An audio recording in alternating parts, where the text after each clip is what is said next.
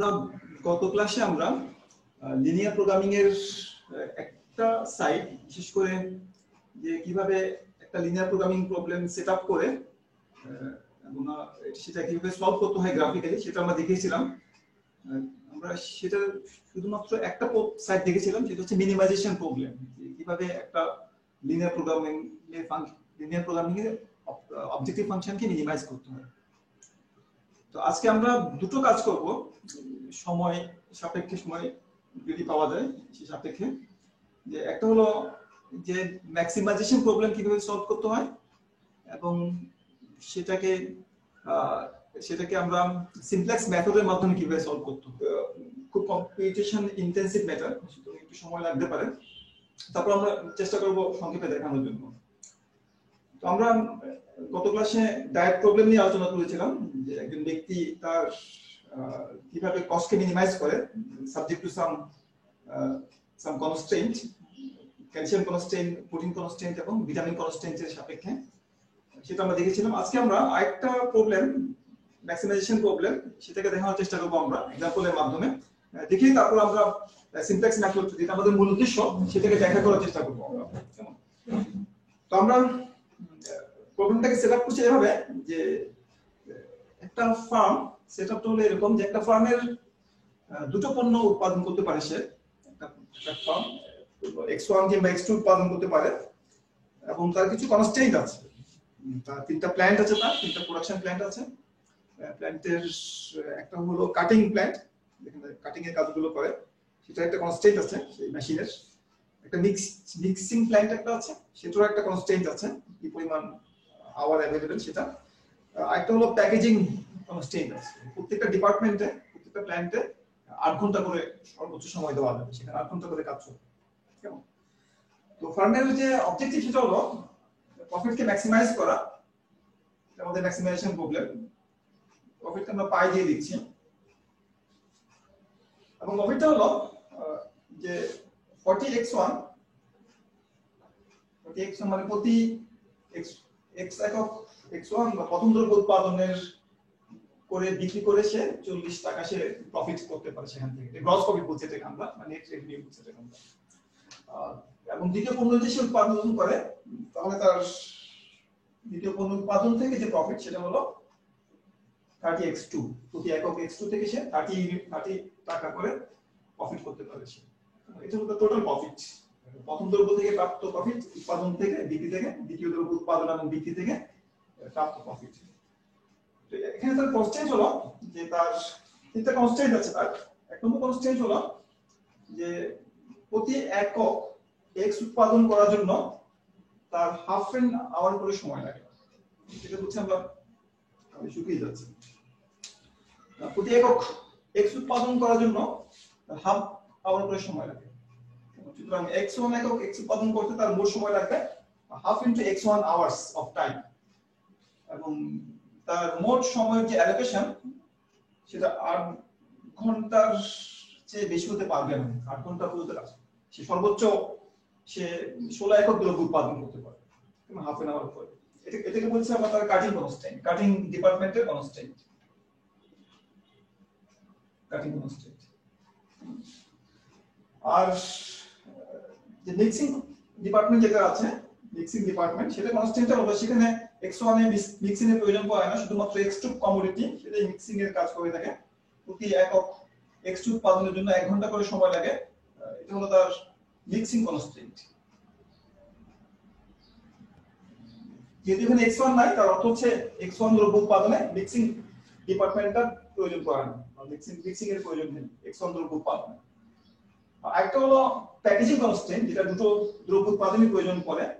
সেটা হলো আমাদের 1/3 আওয়ার্স করে লাগে x1 দ্রব্য উৎপাদনের পিছনে ঘন্টা, এবং 2 ঘন্টা করে 2/3 আওয়ার্স লাগে x2 দ্রব্য উৎপাদনের জন্য।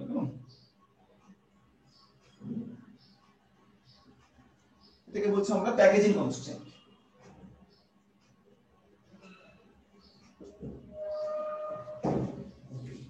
এবং কোন দ্রব্য উৎপাদনই, যেটা বলে আমরা নন নেগেটিভ কনস্ট্রেইন্ট, x1 এবং x2 এটা নেগেটিভ হতে পারবে না, নন নেগেটিভ কোয়াড্রেন্টে আমাদেরকে থাকতে হবে। এই হলো আমাদের প্রবলেমের সেটআপ। প্রবলেমটা হলো যে একটা ফার্ম দুটো কমোডিটি প্রোডাকশন করতে পারে, x1 এবং x2, এবং প্রোডাকশন করতে গিয়ে তাকে এই দুটো দ্রব্যের কাটিং ডিপার্টমেন্টের সাহায্য নিতে হয়, যেখানে 8 ঘন্টা সময় অ্যাভেলেবেল, মিক্সিং ডিপার্টমেন্টের সাহায্য নিতে হয় এবং প্যাকেজিং ডিপার্টমেন্টের সাহায্য নিতে হয়। প্রত্যেক ডিপার্টমেন্টে 8 ঘন্টা করে সময় অ্যাভেলেবেল আছে। এবং x1 দ্রব্য উৎপাদনে প্রতি একক x এর পিছনে হাফ অ্যান আওয়ার করে কাটিং টাইম ব্যয় হয়, মিক্সিং টাইম লাগে না, এবং 1/3 আওয়ার তার প্যাকেজিং টাইম লাগে। এবং x2 দ্রব্যের ক্ষেত্রে কাটিং এর প্রয়োজন নাই, মিক্সিং এর প্রয়োজন আছে, 1 ঘন্টা করে লাগে সময়, 2/3 আওয়ার্স করে লাগে তার প্যাকেজিং এর সময়। তো এটাকে আমরা এখান থেকে আমরা একটা কাজ করবো, সেটা হচ্ছে প্রবলেমটাকে একটু সুন্দর করে উপস্থাপন করার জন্য আমরা এটাকে একটু ফ্র্যাকশন গুলোকে আমরা এখান থেকে দূর করবো। আমরা যদি দুপাশে 2 দিয়ে গুণ করি তাহলে এটা x1 হবে, এটা 16 হয়ে যাবে।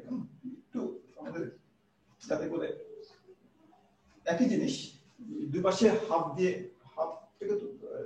হাফটাকে তাড়ানোর জন্য আমরা দুপাশে 2 দিয়ে গুণ করব। এটা কিছু করতে হবে না। এখানে আমরা যদি 3 দিয়ে গুণ করি তাহলে 3 দিয়ে গুণ করলে এটা x1 হয়ে যাবে, এটা 2x2 হবে 3 দিয়ে গুণ করলে, এবং এটা হয়ে যাবে 3 আর 24।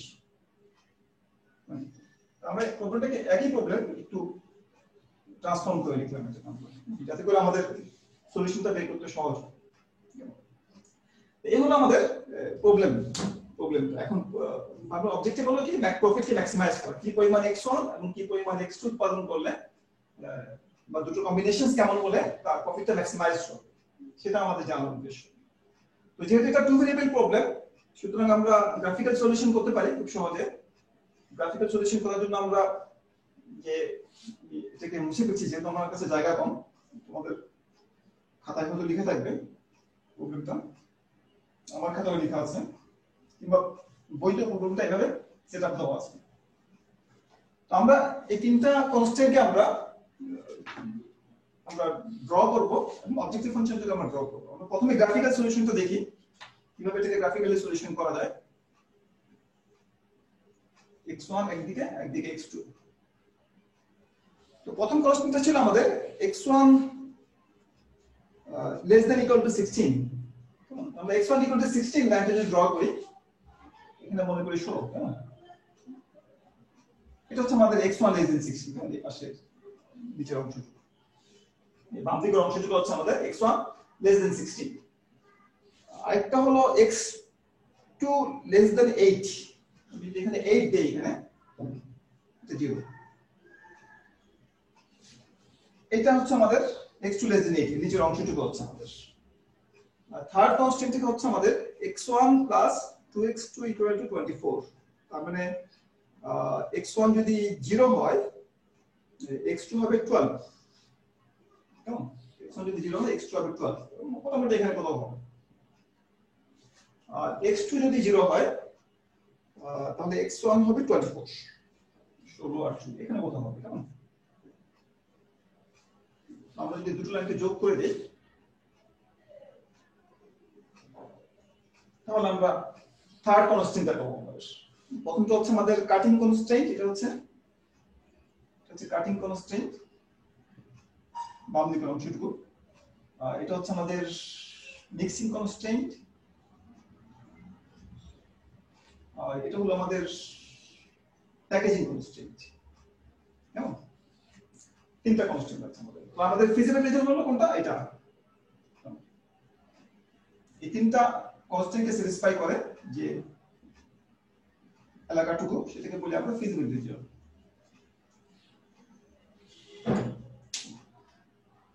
তাহলে আমাদের যে আমরা জানি যে লিনিয়ার প্রোগ্রাম অনুযায়ী আমাদের সলিউশনটা এক্সট্রিম পয়েন্ট হয়, কেমন? এগুলো হচ্ছে আমাদের এক্সট্রিম পয়েন্ট 0 0 8, এটা এটা এটা 1 2 3 4 5টা এক্সট্রিম পয়েন্ট আছে। আমাদের সলিউশনটা ম্যাক্সিমাম ভ্যালুটা এখানে কোথাও হবে। কোথায় হবে? আমার কি এটা এটার সাথে এটা ইন্টারসেকশন হবে, নাকি এটার সাথে এটা ইন্টারসেকশন হবে, নাকি কাটিং এর সাথে এটা ইন্টারসেকশন হবে, নাকি কাটিং এর সাথে x1 এর ইন্টারসেকশন হবে? এখানে হবে। এটা আমাদের আমরা একটা উপায় হচ্ছে যে সবগুলো এখানে ভ্যালু কত অবজেক্টিভ ফাংশনের, এখানে ভ্যালু কত, এখানে ভ্যালু কত, এখানে ভ্যালু কত, এখানে ভ্যালু কত, সবগুলো দিয়ে আমরা যেখানে ম্যাক্সিমাম সেটা আমরা ধরে নিই। অথবা আমরা অবজেক্টিভ ফাংশনের যে স্লোপ হচ্ছে 40/30 বা 4/3 আমাদের এটা স্লোপ হচ্ছে, এটা স্লোপ 0, আমাদের কাটিং এর সবচেয়ে কম স্লোপ হচ্ছে এটা স্লোপ 0, মিক্সিং এর স্লোপ হচ্ছে আমাদের 0, মিক্সিং এর স্লোপ হচ্ছে 0, আর এটা হচ্ছে আমাদের প্যাকিং এর স্লোপ হচ্ছে আমাদের প্যাকিংটা হচ্ছে আমাদের প্যাকিং এর স্লোপ হচ্ছে আমাদের কত, যদি আমি x1 কে বাম দিকে নিয়ে যাই হাফ হবে প্যাকিং স্লোপ, 12/24 মান হাফ প্যাকিং স্লোপ, আর কাটিং এর স্লোপ হচ্ছে ইনফিনিটি। তাহলে আমাদের অবজেক্টিভ ফাংশন যেটা, অবজেক্টিভ ফাংশনের যে স্লোপ, সেই অবজেক্টিভ ফাংশনের স্লোপ হচ্ছে আমাদের 3/4, তাই না? এটা দেখো 3/4 টা আমাদের এখানে পড়ে, তাই না? 3/4 বড় নাকি হাফ বড়, কি বলতে পারবে? 3/4 বড় নাকি হাফ বড়? একজন রেসপন্ড করো। তোমরা কি লাইনে আছো নাকি নাই? স্যার 3/4 বড়, রাইট, 3/4 বড়। তাহলে 3/4 বড় এখানে কোথাও পড়বে, তাই না? এটা আমাদের এখানে কোথাও পড়বে, তার মানে প্যাকিং এবং কাটিং কনস্ট্যান্ট এবং প্যাকিং কনস্ট্যান্ট আমাদের অবজেক্টিভ ফাংশনটা এখানে টাচ করবে। যদি এটা আঁকি, এটা এই ধরনের একটা রেখা হবে, 3/4 স্লোপ সম্পর্কিত একটা রেখা আমি ইচ্ছে করে এখানে আঁকতে পারি। এটা আমার অবজেক্টিভ ফাংশন, এটা আমার সলিউশন হবে। এবং এটা আমার সলিউশনটা হলো, আমার এই দুটো ইকুয়েশনটা সলভ করতে হবে, প্যাকিং এবং কাটিং। প্যাকিংটা হলো আমার বলে ফেলা যায়, x1 সমান হচ্ছে 16, কেমন? x1 এর মানটা আমি এখান থেকে বলতে পারি, x1 সমান হচ্ছে 16, x1 সমান হচ্ছে, আর x2 সমান হচ্ছে, আমি যদি x1 এর মানটা এখানে বসিয়ে দেই প্যাকিং এ, x1 যদি 16 বসিয়ে দেওয়া হয় তাহলে 16, 24 থেকে 16 বাদ গেলে 8, 8 থেকে 2 বাদ গেলে 4, এটা হচ্ছে আমার সলিউশন। এবং এই সলিউশনের মানটা অবজেক্টিভ ফাংশনে বসিয়ে দিলে আমি আমার প্রফিটের পরিমাণটা পাবো। অর্থাৎ প্রফিটটা হবে, আমাদের প্রফিট সেটা হচ্ছে 40 টাইমস x1, 40 কে 16 দিয়ে গুণ করতে হবে, প্লাস 30 টাইমস x2, 30 কে 4 দিয়ে গুণ করতে হবে। গুণ করার পরে একটা মান পাওয়া যাবে, সম্ভবত সেটা 760 হবে সম্ভবত, যতটুকু মনে করছি। এটা হলো গ্রাফিক্যাল সলিউশন, এটা খুব সহজ বের করা গ্রাফিক্যাল সলিউশনটা। তো আমাদের উদ্দেশ্য হলো এই গ্রাফিক্যাল সলিউশন থেকে একটা সলিউশন ডিভাইস করা, যেটা আমরা যখন আমাদের ভেরিয়েবলের সংখ্যা বেশি হবে, 5টা, 10টা, 20টা, 30টা, 100টা, 150টা, অনেকগুলো ভেরিয়েবল হবে, তখন আমরা কিভাবে সলভ করব সেটা করার জন্য আমাদেরকে অ্যালজেব্রিক মেথডে যেতে হবে। তো আমরা এখান থেকে কিছু ইনটিউশন কাজে লাগাবো, যেমন আমাদের এক্সট্রিম পয়েন্টের সলিউশন হয়। আমরা যদি n ডিমেনশনে যাই, আমরা যদি একাধিক বেশি ডিমেনশনে যদি যাই, আমরা এক্সট্রিম পয়েন্টে আমরা সলিউশনগুলো করব। সুতরাং আমাদের উদ্দেশ্য হবে যে মাল্টি ডিমেনশনে বা n ডিমেনশনে এক্সট্রিম পয়েন্টগুলো কিভাবে খুঁজে বের করতে হয় সেটা আমরা বের করব।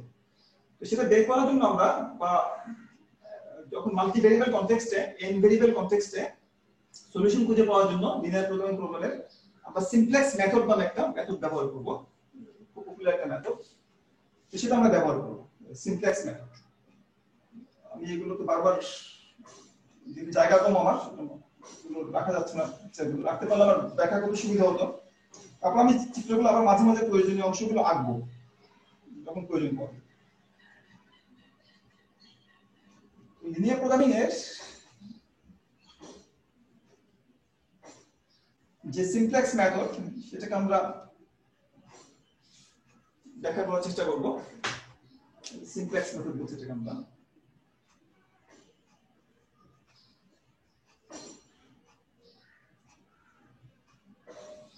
Simplex method. এটা ব্যাখ্যা করার জন্য আমরা আমাদের যে প্রবলেমটা আছে সেই প্রবলেমটাকে আমরা একটু ট্রান্সফর্ম করে লিখবো, একটু সেটআপ করে লিখবো। এটা ইনইকুয়ালিটি ফর্মে ছিল কনস্ট্যান্ট গুলো, আমরা কনস্ট্যান্ট গুলোকে ইকুয়ালিটি ফর্মে লেখার চেষ্টা করব। সেটা করার জন্য আমাদেরকে একটা কাজ করতে হবে, সেটা হলো আমাদের যে প্রফিট ফাংশন সেটা ঠিক আছে ইকুয়ালিটি ফর্মে আছে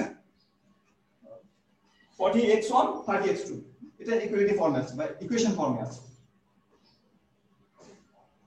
30x2। ফার্স্ট কোশ্চেনটা হচ্ছে আমাদের maximize subject to যে 8x1 less than equal to 16, x1 less than equal to 16, তাই না?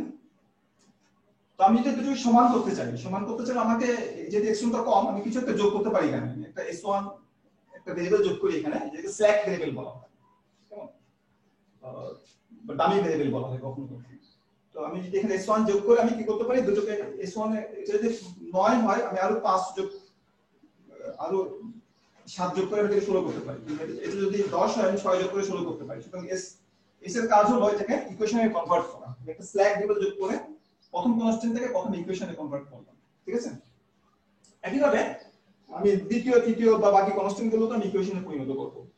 x2 plus s2 equal to, আর থার্ড কনস্ট্যান্ট হচ্ছে x1 plus 2x2 plus s3 equal to 24। মানে প্রত্যেকটা ইনইকুয়ালিটির সাথে একটা করে ভেরিয়েবল যোগ করে প্রত্যেকটা ইনইকুয়ালিটিকে আমি ইকুয়ালিটিতে কনভার্ট করলাম। আমার করার জন্য আমাকে তিনটা ভেরিয়েবল এক্সট্রা যোগ করতে হলো। আমি ইচ্ছা করলে এগুলো এখানে যোগ করতে পারি, s1 s2 s3, এগুলো 0s1 0s2 0s এখানে দেওয়া যায়, না দিলে কোনো অসুবিধা নেই।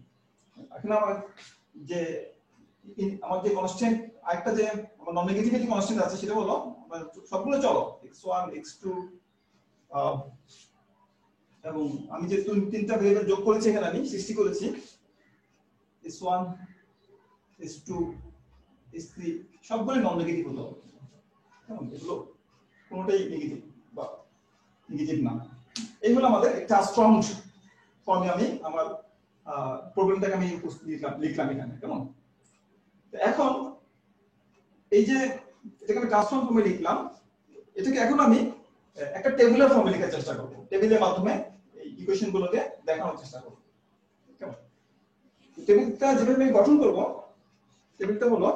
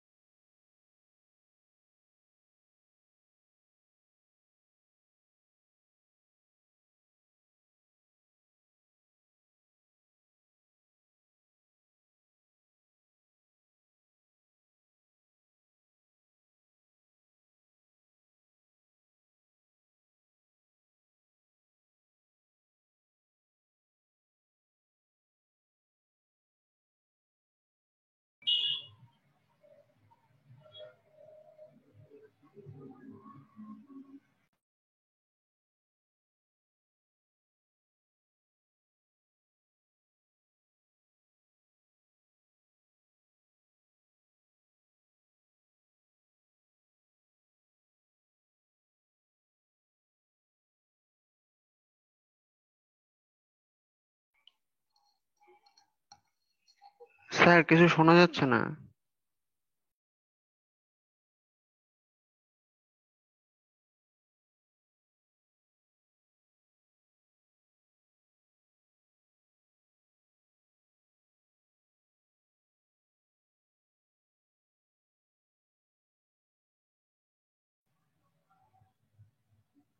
স্যার কিছু শোনা যাচ্ছে না স্যার।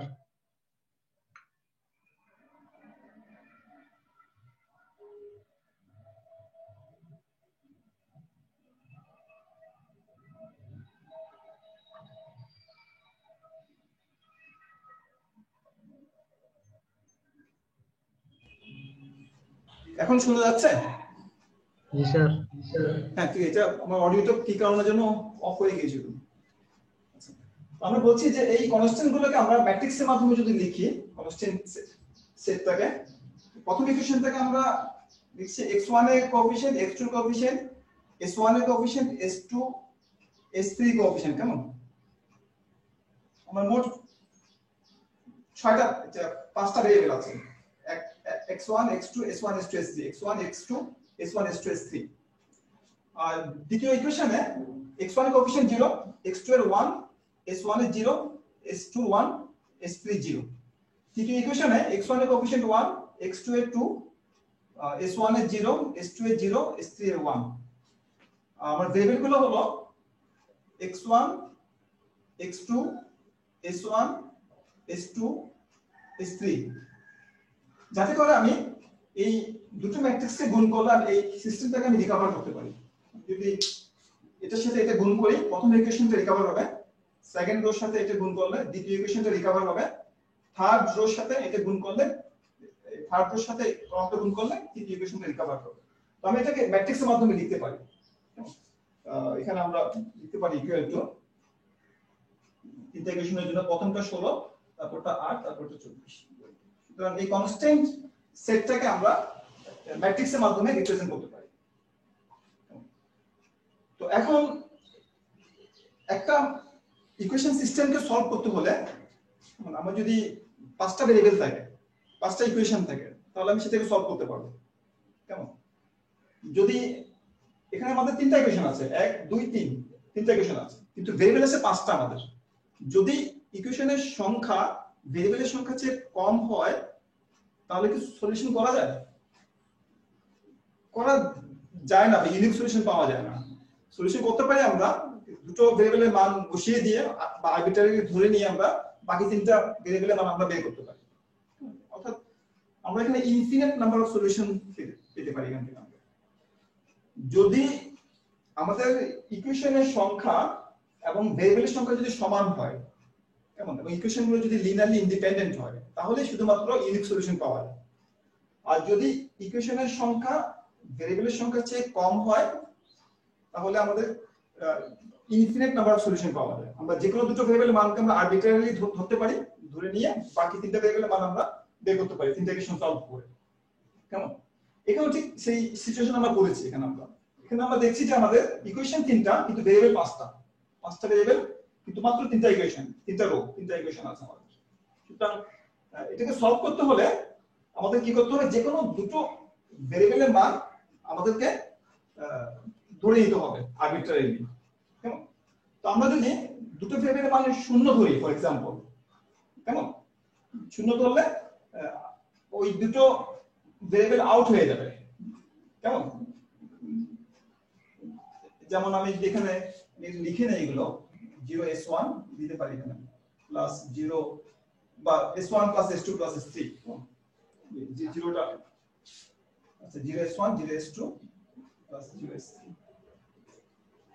এটা প্রফিট স্ল্যাক ভেরিয়েবল গুলো প্রফিটে কোনো কন্ট্রিবিউশন করে না তো আমি যে কোনো দুটো ভেরিয়েবলকে শূন্য ধরে আমি এখানে s1 এবং s2 কে শূন্য ধরতে পারি শূন্য ধরে করেসপন্ডিং মানগুলো এখান থেকে বাদ দিয়ে আমি এইটাকে সলভ করতে পারি এখান থেকে সুতরাং আমরা যে কাজটা করতে পারি সেটা হচ্ছে যে কোনো দুটো ভেরিয়েবলের মান ধরে নিয়ে আরবিট্রারি আমরা বাকি ইকুয়েশনগুলোকে আমরা সলভ করতে পারি শূন্য হচ্ছে একটা উপায় ধরে শূন্য না ধরে অন্য কিছু ধরার ইচ্ছা করে আমরা যদি শূন্য ধরে নেই তাহলে আমরা সেখান থেকে কি করতে পারি বাকি ইকুয়েশনগুলো সলভ করতে পারি আমি এটাকে একটু ভিন্নভাবে লিখছি এই ম্যাট্রিক্স ইকুয়েশনটাকে আমরা এটাকে এভাবে লিখতে পারি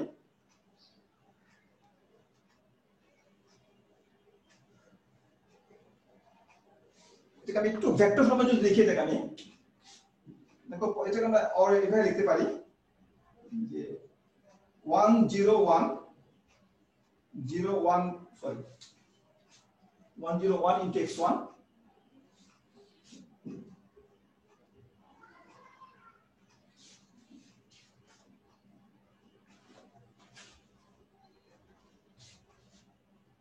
into x1 plus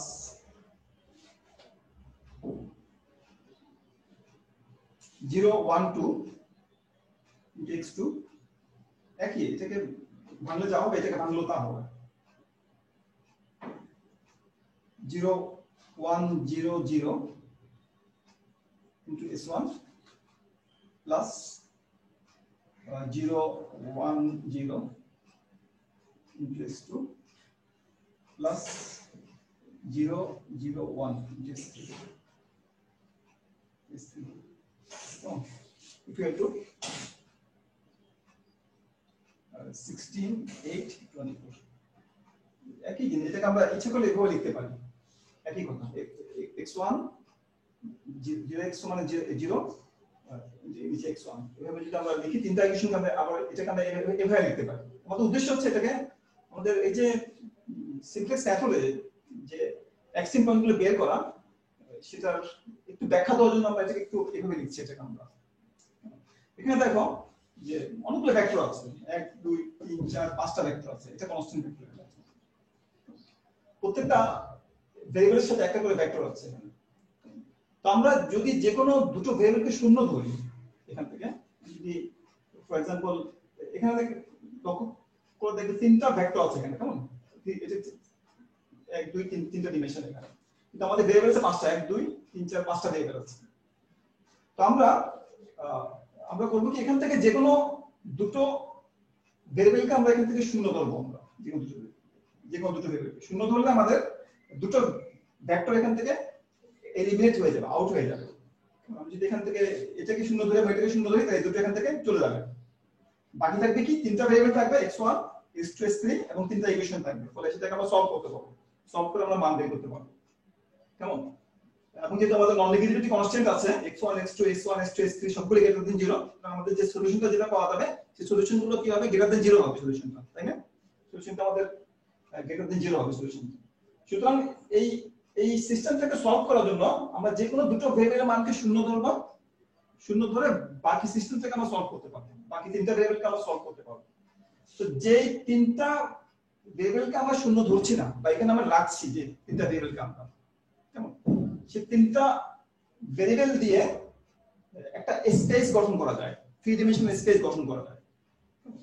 এবং সেই থ্রি ডাইমেনশনাল স্পেসে আমরা সেই সলিউশনটা আমরা খুঁজে বের করার চেষ্টা করছি সেখান থেকে আমরা শুধু আমরা যে দুটো ভেরিয়েবলকে আমরা শূন্য ধরব সেগুলো আমাদের এই থ্রি ডাইমেনশনাল স্পেসটা তৈরি করছে না যেগুলোকে আমরা শূন্য ধরছি না সেগুলোকে বলছি আমরা বেসিস ভেক্টর সেগুলোকে বলছি আমরা বেসিস ভেক্টর নন জিরো যে ভেরিয়েবল গুলো আছে এখানে যে কোনো দুটো ভেরিয়েবলকে জিরো ধরা যাবে বাকি তিনটা নন জিরো হবে যে নন জিরো ভেরিয়েবল গুলো আছে সেগুলোর সাথে যে কোএফিশিয়েন্ট গুলো আছে যে ভেক্টরটা আছে সেই ভেক্টর গুলোকে বলবো আমরা কি বেসিস ভেক্টর সুতরাং যে ভেরিয়েবল গুলো বেসিস তৈরি করবে বা বেসিস ভেক্টর তৈরি করবে সেই বেসিস ভেরিয়েবলের সাথে সম্পর্কিত যে ভেক্টর গুলো আছে সেই বেসিস ভেরিয়েবল গুলোর সলিউশনটা হবে কি পজিটিভ হবে ফর एग्जांपल আমি যদি এই দুটোকে জিরো ধরি x1 x2 যদি আমি জিরো ধরি কেমন তাহলে এখান থেকে আমি সলিউশনটা পেয়ে যাব s1 s2 s3 সলিউশন পাবো s1 হবে 16 s2 হবে 8 আর s3 হবে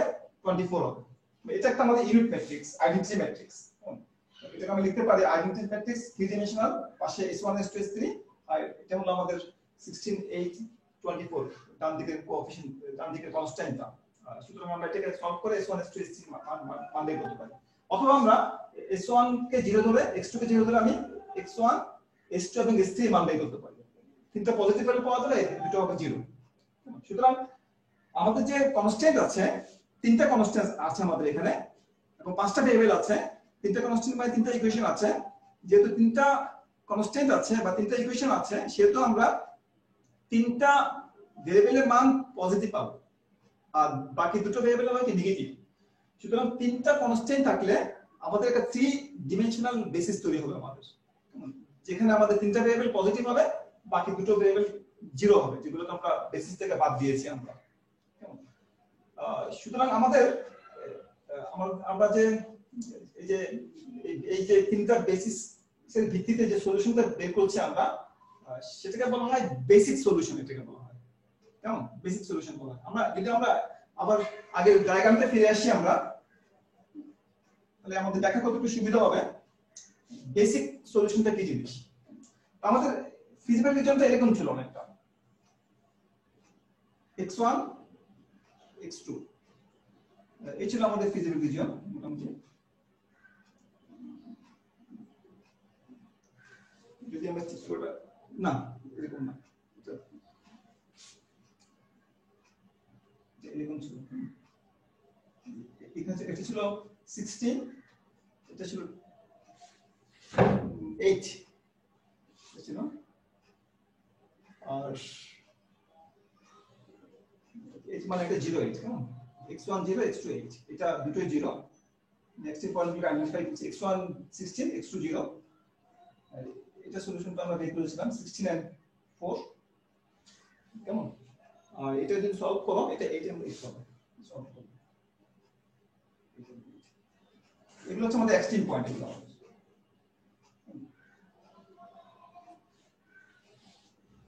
আমরা যদি x1 এবং x2 কে শূন্য ধরি, x1 এবং x2 যদি শূন্য ধরি, আমরা অরিজিন পয়েন্টে যদি আমরা চিন্তা করি x1 x2 শূন্য ধরি, তাহলে s1 s2 এবং s3 মান পাওয়া যাবে, তাই না?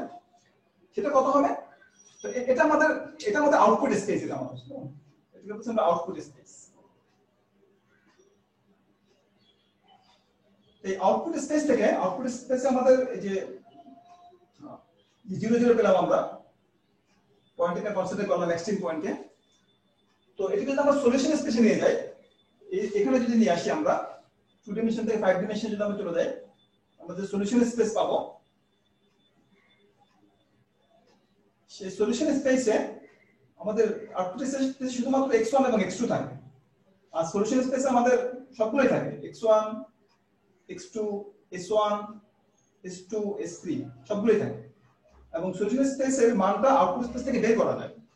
x1 হলো 0, x2 0, এগুলো নন বেসিক ভেরিয়েবল, বেসিক্স নাই এগুলো, আর এগুলো হচ্ছে বেসিক ভেরিয়েবল, বেসিসে যেগুলো আছে। তো এটা মানটা বের করা যায়। এটা প্রথম x1 হচ্ছে 16, এটা এখান থেকে বের করা যায়। আমি যদি এখানে যদি থাকি, এটা আমার ফার্স্ট কনস্ট্যান্ট, কেমন, ফার্স্ট কনস্ট্যান্ট এটা ছিল ফার্স্ট কনস্ট্যান্ট, কেমন। তো আমি যদি x1 যদি 0 নেই, তাহলে আমার s1 এর মানটা 16 হবে। ঠিক একই ভাবে আমি যদি x2 যদি 0 নেই, আমার s2 হবে 8, তাই না? এবং আমি যদি 0 করে উৎপাদন করি, আমার s3 সমান কত হবে? 24 হবে, 24। এটা হলো আমাদের সলিউশন, বেসিক সলিউশন, ঠিক আছে। এটা আউটপুট স্পেসের সলিউশন, x1 x2 এর মান। তো আমরা আউটপুট স্পেস থেকে আমরা সলিউশন স্পেসে যদি আমরা যদি যাই, ট্রান্সফর্ম করি 5 ডাইমেনশনাল স্পেসে যদি আমরা কনভার্ট করি আমাদেরকে, তাহলে আমরা দেখতে পাবো যে আমাদের যে সলিউশন বেসিক, এটাকে বলা হয় বেসিক ফিজিবল সলিউশন বা BFS, বেসিক, এটাকে বলা হয় বেসিক ফিজিবল সলিউশন, BFS সংক্ষেপে। BFS হলো যে এই বেসিসের ভিত্তিতে ফিজিবল রিজিয়নে যে সলিউশনটা পাওয়া যায়, সেটাকে বলা হয় বেসিক ফিজিবল সলিউশন। এবং বেসিক সলিউশনটা এক্সট্রিম পয়েন্ট হয় যদি আমরা দুটো ভেরিয়েবলকে মান দিলে 0 0 যদি ধরি, x1 যদি 0 ধরি, এবং যে কোনো দুটো ভেরিয়েবল যদি আমরা 0 ধরি, ধরে বাকি তিনটা ভেরিয়েবলের ভিত্তিতে আমরা যদি সলিউশন বের করি, তাহলে যে সলিউশনটা পাওয়া যাবে সেই সলিউশনটাকে বলা হয় কি বেসিক ফিজিবল সলিউশন, ঠিক আছে। এবং বেসিক ফিজিবল সলিউশনটা সবসময় এক্সট্রিম পয়েন্ট হয়, এটা একটা এক্সট্রিম পয়েন্ট, এটা 0 0 একটা, এবং এটা একটা বেসিক ফিজিবল সলিউশন। এই সলিউশনটা হলো যে x1 0 x2 0 এবং কোন কনস্ট্যান্ট ব্যবহার করা হচ্ছে না, এটা x1 16 থেকে যাচ্ছে, s2 8 থেকে যাচ্ছে, এবং s3 24 থেকে যাচ্ছে। সুতরাং এটা হলো আমাদের একটা বেসিক ফিজিবল সলিউশন। আমরা এখান থেকে আমরা শুরু করব, এটা আমাদের স্টার্টিং পয়েন্ট হিসেবে ধরবো আমরা। এখান থেকে আমরা প্রফিটকে যদি আমরা এই সলিউশনের প্রফিটকে এস্টিমেট করি, আমরা যদি প্রফিটের মানটা বসাই, প্রফিট ইকুয়েশনে x1 যদি 0 বসাই, x2 যদি 0 বসাই, এবং s1 s2 যদি 16 8 এবং 24 বসাই, যেগুলোর সাথে 0 করে যুক্ত আছে কোএফিশিয়েন্ট, তাহলে আমরা প্রফিট 0 পাবো। সুতরাং এখানে প্রফিটের মান হচ্ছে 0। আমরা দেখবো যে এখান থেকে যদি অন্য কোনো এক্সট্রিম পয়েন্টে যাওয়া যায়, এখান থেকে এখানে আসি, আমরা সাধারণত অ্যাডজেসেন্ট বা এডজেসেন্ট এক্সট্রিম পয়েন্টে যাওয়া, আমরা এখান থেকে এখানে জাম্প করব, আমরা এখান থেকে এখানে যাব, কিংবা এখান থেকে আমরা এখানে যাব, এখান থেকে আমরা এখানে আসবো না, এখান থেকে আমরা এখানে আসবো। আমরা নেইবারহুড যে এক্সট্রিম পয়েন্টগুলো আছে সেগুলো আমরা মুভ করব, মুভ করে দেখবো যে আমাদের প্রফিট ইমপ্রুভ হয় কিনা। আমি যদি এখান থেকে এখানে আসি, তো দেখবো আমার প্রফিট বাড়ছে কিনা, কেমন। এখান থেকে এখানে আসতে প্রফিট বাড়ছে কিনা। যদি প্রফিট যদি না বাড়ে কোনো স্টেপে যাওয়ার পরে, আমরা সেটাকে আমরা কি ধরে নিব যে আমাদের অপটিমাল সলিউশন ধরে নিব, বা হাইয়েস্ট প্রফিট হিসেবে সেটাকে আমরা ধরে নিব। এই যে বেসিক ফিজিবল সলিউশন, সেগুলোকে বলছি আমরা কি এক্সট্রিম পয়েন্ট। এবং এটা শুধুমাত্র দুটো ভেরিয়েবলের ক্ষেত্রে না, এটা যে কোনো ভেরিয়েবলের ক্ষেত্রে এটা প্রয়োগ করা যাবে। এটা কেমন, আমরা শুধুমাত্র প্রসিজারটা দেখার চেষ্টা করছি বা নিয়মটা বোঝার চেষ্টা করছি, যেটা আমরা টু ডিমেনশন থেকে এটা বোঝা সহজ, আমরা অটোমেটিক্যালি আমরা মাল্টি ডিমেনশনে সেটাকে আমরা অ্যাপ্লাই করতে পারবো।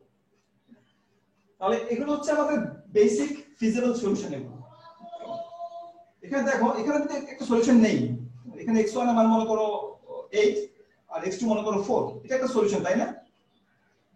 এটা সলিউশন হলো, এটা বেসিক ফিজিবল সলিউশন না। এটা একটা ফিজিবল সলিউশন, এটা একটা যেটা ফিজিবল রিজনের মধ্যে অবস্থান করছে, but not basic, feasible solution, তাই না?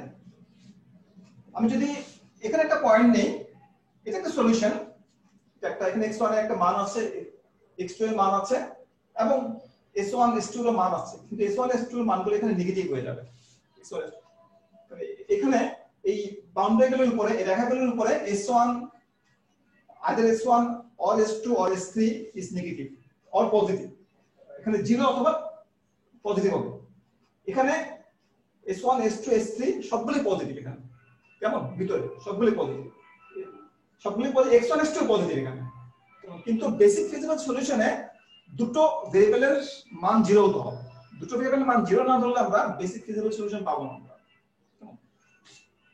এখানেও এটা একটা সলিউশন ফিজিক্যাল রিজনের মধ্যে। এখানে দেখো এই সলিউশনটার মধ্যে, এটা কি বেসিক ফিজিক্যাল সলিউশন? এটা বেসিক ফিজিক্যাল সলিউশন না। কেন না? কারণ এখানে দেখো x1 পজিটিভ, তাই না? x1 positive, x2 positive. এটা যদি s1 হয়, এটা আসলে s2, s1 পজিটিভ, এটা s1, s2 0।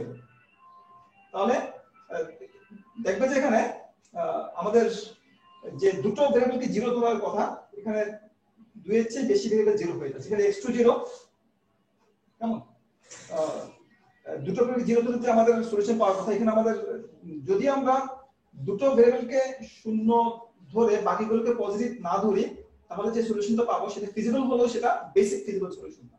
কিন্তু বেসিক ফিজিবল সলিউশন সব সময় দুটো ভেরিয়েবলের মান 0 হবে, বাকিগুলো পজিটিভ হবে, বাকিগুলো কেমন বেসিক ফিজিবল রিজন। এখানে নেগেটিভ আছে একটা। সুতরাং আমাদের বেসিক ফিজিক্যাল সলিউশন হলো সবসময় এই পয়েন্টগুলো হয়। এবং বেসিক ফিজিক্যাল সলিউশন বের করা মানে হচ্ছে এক্সট্রিম পয়েন্ট বের করা। সুতরাং এক্সট্রিম পয়েন্ট বের করার উপায় হচ্ছে, আমি যদি ইন জেনারেল বলি, আমার m সংখ্যক কনস্ট্যান্ট আছে, আমার 50টা কনস্ট্যান্ট আছে আমার, কেমন আমার ভেরিয়েবল আছে 25টা ভেরিয়েবল আছে আমার।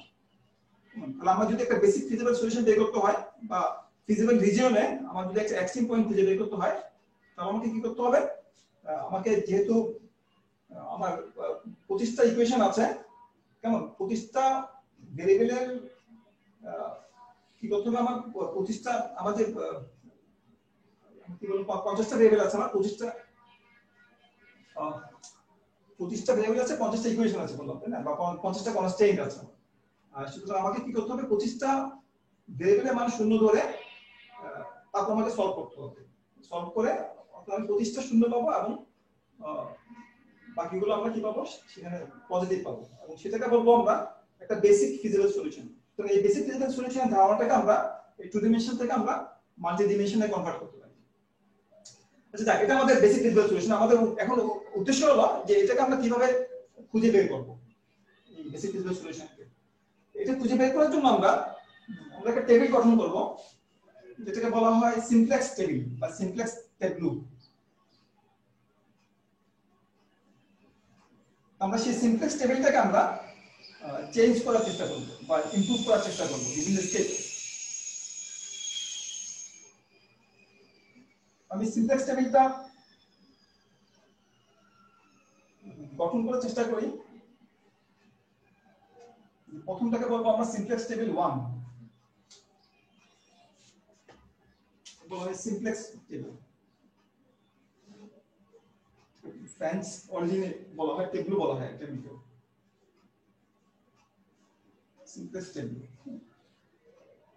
এটা আমরা গঠন করি, আমরা যে ট্রান্সফর্ম কনস্ট্যান্ট যে ইকুয়েশনটা আমরা দিয়েছি সেটার ভিত্তিতে আমরা সিমপ্লেক্স টেবিলটা গঠন করব এবং আমাদের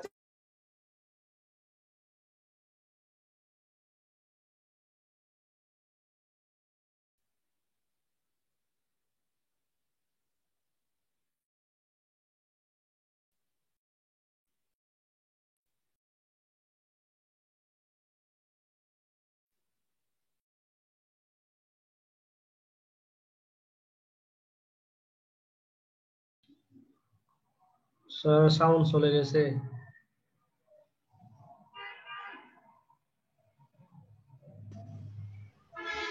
সাউন্ড এখন ঠিক আছে স্যার। হ্যাঁ ঠিক আছে, মাঝে মধ্যে চলে যাচ্ছে।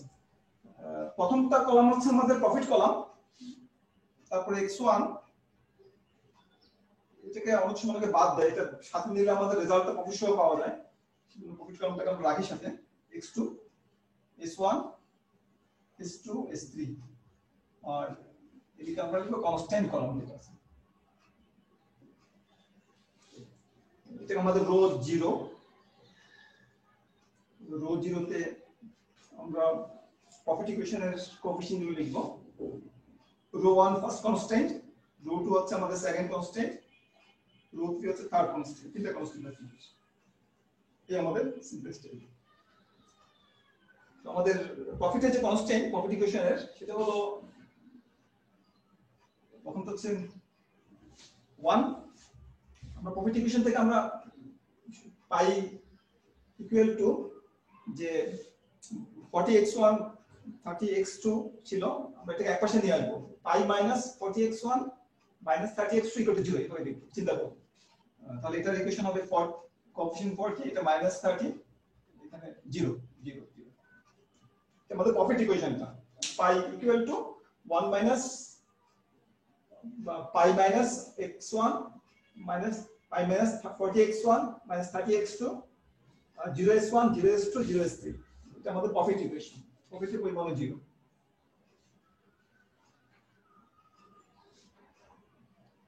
ঠিক আছে, ডান দিকে আমাদের ইকুয়াল টু 0 আছে, সেই কারণে ফার্স্ট কনস্ট্যান্টটা হলো আমাদের 0, আর x1 এর কনস্ট্যান্ট হলো আমাদের 1, x2 এর 0, s1 এর 1, সিলেক্ট দেব, প্রথমটা আছে 0 0, এটা হচ্ছে আমাদের 16 ইকুয়াল টু 16 প্রথম কনস্ট্যান্টটা। সেকেন্ড কনস্ট্যান্টটা হলো যে প্রফিট নাই, প্রফিট কোথাও নাই, প্রফিট ইকুয়েশন চালন করলে কোথাও নাই, x1 দ্বিতীয় ইকুয়েশনে নাই, x2 এর হচ্ছে 1, x2 এর s1 নাই, s2 1, s3 নাই, আর এদিকে হচ্ছে 8 ইকুয়াল টু 8। থার্ড কনস্ট্যান্টটা হলো যে থার্ড কনস্ট্যান্টে আমাদের প্রফিট নাই, x1 আছে 1, x2 এর কোএফিশিয়েন্ট 2, s1 নাই, s2 নাই, s3 1, এটা আমাদের সিমপ্লেক্স টেবিল বা simplex table, initial simplex table আমাদের। তো এটা একটা বেসিক ফিজিবল সলিউশনকে ইন্ডিকেট করছে। এটা এখানে দেখো আমাদের চারটা রো আছে, এখানে একটা প্রফিট ইকুয়েশন থেকে যুক্ত করেছি, আমাদের কনস্ট্যান্ট যেগুলো ছিল আমাদের, সেখানে আমরা প্রফিটটাকে এখানে যুক্ত করেছি, আমরা একটা ইকুয়েশন বাড়িয়েছি আমরা, আমাদের m শত কনস্ট্যান্ট থেকে m + 1 শত কনস্ট্যান্ট আমরা তৈরি করেছিলাম, প্রফিট ইকুয়েশন থেকে আমরা যুক্ত করেছি যাতে করে আমাদের প্রফিট সলিউশনটা পাওয়া যায়। আমরা দেখো এই এখন আমাদের 5টা থেকে 6টা হয়ে গেছে ভেরিয়েবল পাই সহ, 1 2 3 4 5 6টা ভেরিয়েবলের জন্য 6টা কলাম আছে। কেমন এই এই চারটা ইকুয়েশনকে, তিনটা থেকে 4টা হয়ে গেছে পাই সহ, এই চারটা ইকুয়েশনকে সলভ করে আমরা চারটা ভেরিয়েবলের মান পেতে পারি পজিটিভ। যদি আমরা এখান থেকে যে কোনো দুটো ভেরিয়েবলকে আউট করে দেই, বাকি চারটা যদি আমি রাখি সেখানে ভেরিয়েবল, সেই চারটা ভেরিয়েবলকে আমি সলভ করে আমি এখান থেকে সলিউশন পেতে পারি। কেমন, এবং সেই সলিউশন অর্থাৎ আমি যদি এখান থেকে দুটো ভেরিয়েবলের মান শূন্য ধরে বাকি চারটা ভেরিয়েবলকে রেখে চারটা ইকুয়েশনকে সলভ করে আমি যে সলিউশনটা পাবো সেটা হবে একটা বেসিক ফিজিবল সলিউশন বা একটা এক্সট্রিম পয়েন্ট। সেটা হবে কেমন, সেই এক্সট্রিম পয়েন্টে প্রফিটের মান হবে কত, প্রফিটের মান হবে 0 এই ইনিশিয়াল কেসে। তো এখানে যে চারটা কলাম আমি রাখবো, যে দুটো ভেরিয়েবলকে আমি এখান থেকে বাদ দেব, এখান থেকে আমি দুটো কলামকে এখান থেকে আমি মান শূন্য ধরবো, দুটো কলামের মানকে আমি, আর বাকি চারটা কলামকে আমি রাখবো এখানে। যে চারটা কলামকে রাখবো আমি, সেই চারটা কলামকে অবশ্যই লিনিয়ারলি ইন্ডিপেন্ডেন্ট হতে হবে। লিনিয়ারলি ইন্ডিপেন্ডেন্ট যদি না হয় চারটা কলাম, তাহলে সলিউশন পাওয়া যাবে না। লিনিয়ারলি ইন্ডিপেন্ডেন্ট না হওয়ার অর্থ হচ্ছে যে এগুলো আসলে চারটা ইকুয়েশন রিপ্রেজেন্ট করে না, তিনটা বা দুটো ইকুয়েশন রিপ্রেজেন্ট করে, যেখান থেকে বাকি ইকুয়েশন গুলো তৈরি করা হয়েছে। সুতরাং আমাদের চারটা লিনিয়ারলি ইন্ডিপেন্ডেন্ট কলাম লাগবে। কেমন, এই চারটা ইন্ডিপেন্ডেন্ট কলাম বা ভেরিয়েবল রেখে বাকি দুটোকে আমরা আউট করতে পারবো। আমরা এমন চারটা কলাম রাখতে পারবো না যেগুলো লিনিয়ারলি ডিপেন্ডেন্ট, সেক্ষেত্রে হবে না, সেক্ষেত্রে আমাদের ক্ষেত্রে সলভ করা যাবে না, বা এটা ডিটারমিনেন্টটা জিরো হয়ে যাবে। তো আমরা এই প্রথমের যে সলিউশন এটা লক্ষ্য করে রাখবে যে পাই s1 s2 s3 এই তিনটা কিন্তু একটা আইডেন্টিটি ম্যাট্রিক্স গঠন করে, তাই না? 1 0 0 0 1 0 0 0 0 1 0 0 0 0 1 একটা আইডেন্টিটি ম্যাট্রিক্স, এবং আইডেন্টিটি ম্যাট্রিক্সের ভ্যালু হচ্ছে কত, ডিটারমিনেন্ট হচ্ছে 1, সুতরাং এটা নট 0। তো আমরা বলতে পারি যে চারটা আইডেন্টিটি ম্যাট্রিক্স লিনিয়ারলি ইন্ডিপেন্ডেন্ট, বা এগুলো একটা 4 ডাইমেনশনাল স্পেস তৈরি করতে পারবে যেহেতু এগুলো লিনিয়ারলি ইন্ডিপেন্ডেন্ট। সুতরাং আমরা যদি x1 এবং x2 যদি আমি শূন্য ধরি, যেটা আমরা আগে করেছিলাম, x1 x2 কে শূন্য ধরলে এই চারটা ভেরিয়েবলকে আমাদের বেসিক ভেরিয়েবল, চারটা ভেরিয়েবল বা এই চারটা ভেরিয়েবল যে একটা স্পেস 4 ডাইমেনশনাল স্পেস তৈরি করা যাবে, কেমন? এবং আমরা একটা সলিউশনে পাবো সেখান থেকে। আমি যদি x1 যদি শূন্য ধরি, আমি আমার x1 x2 ফাইলটাকে আমি আগে লিখছি,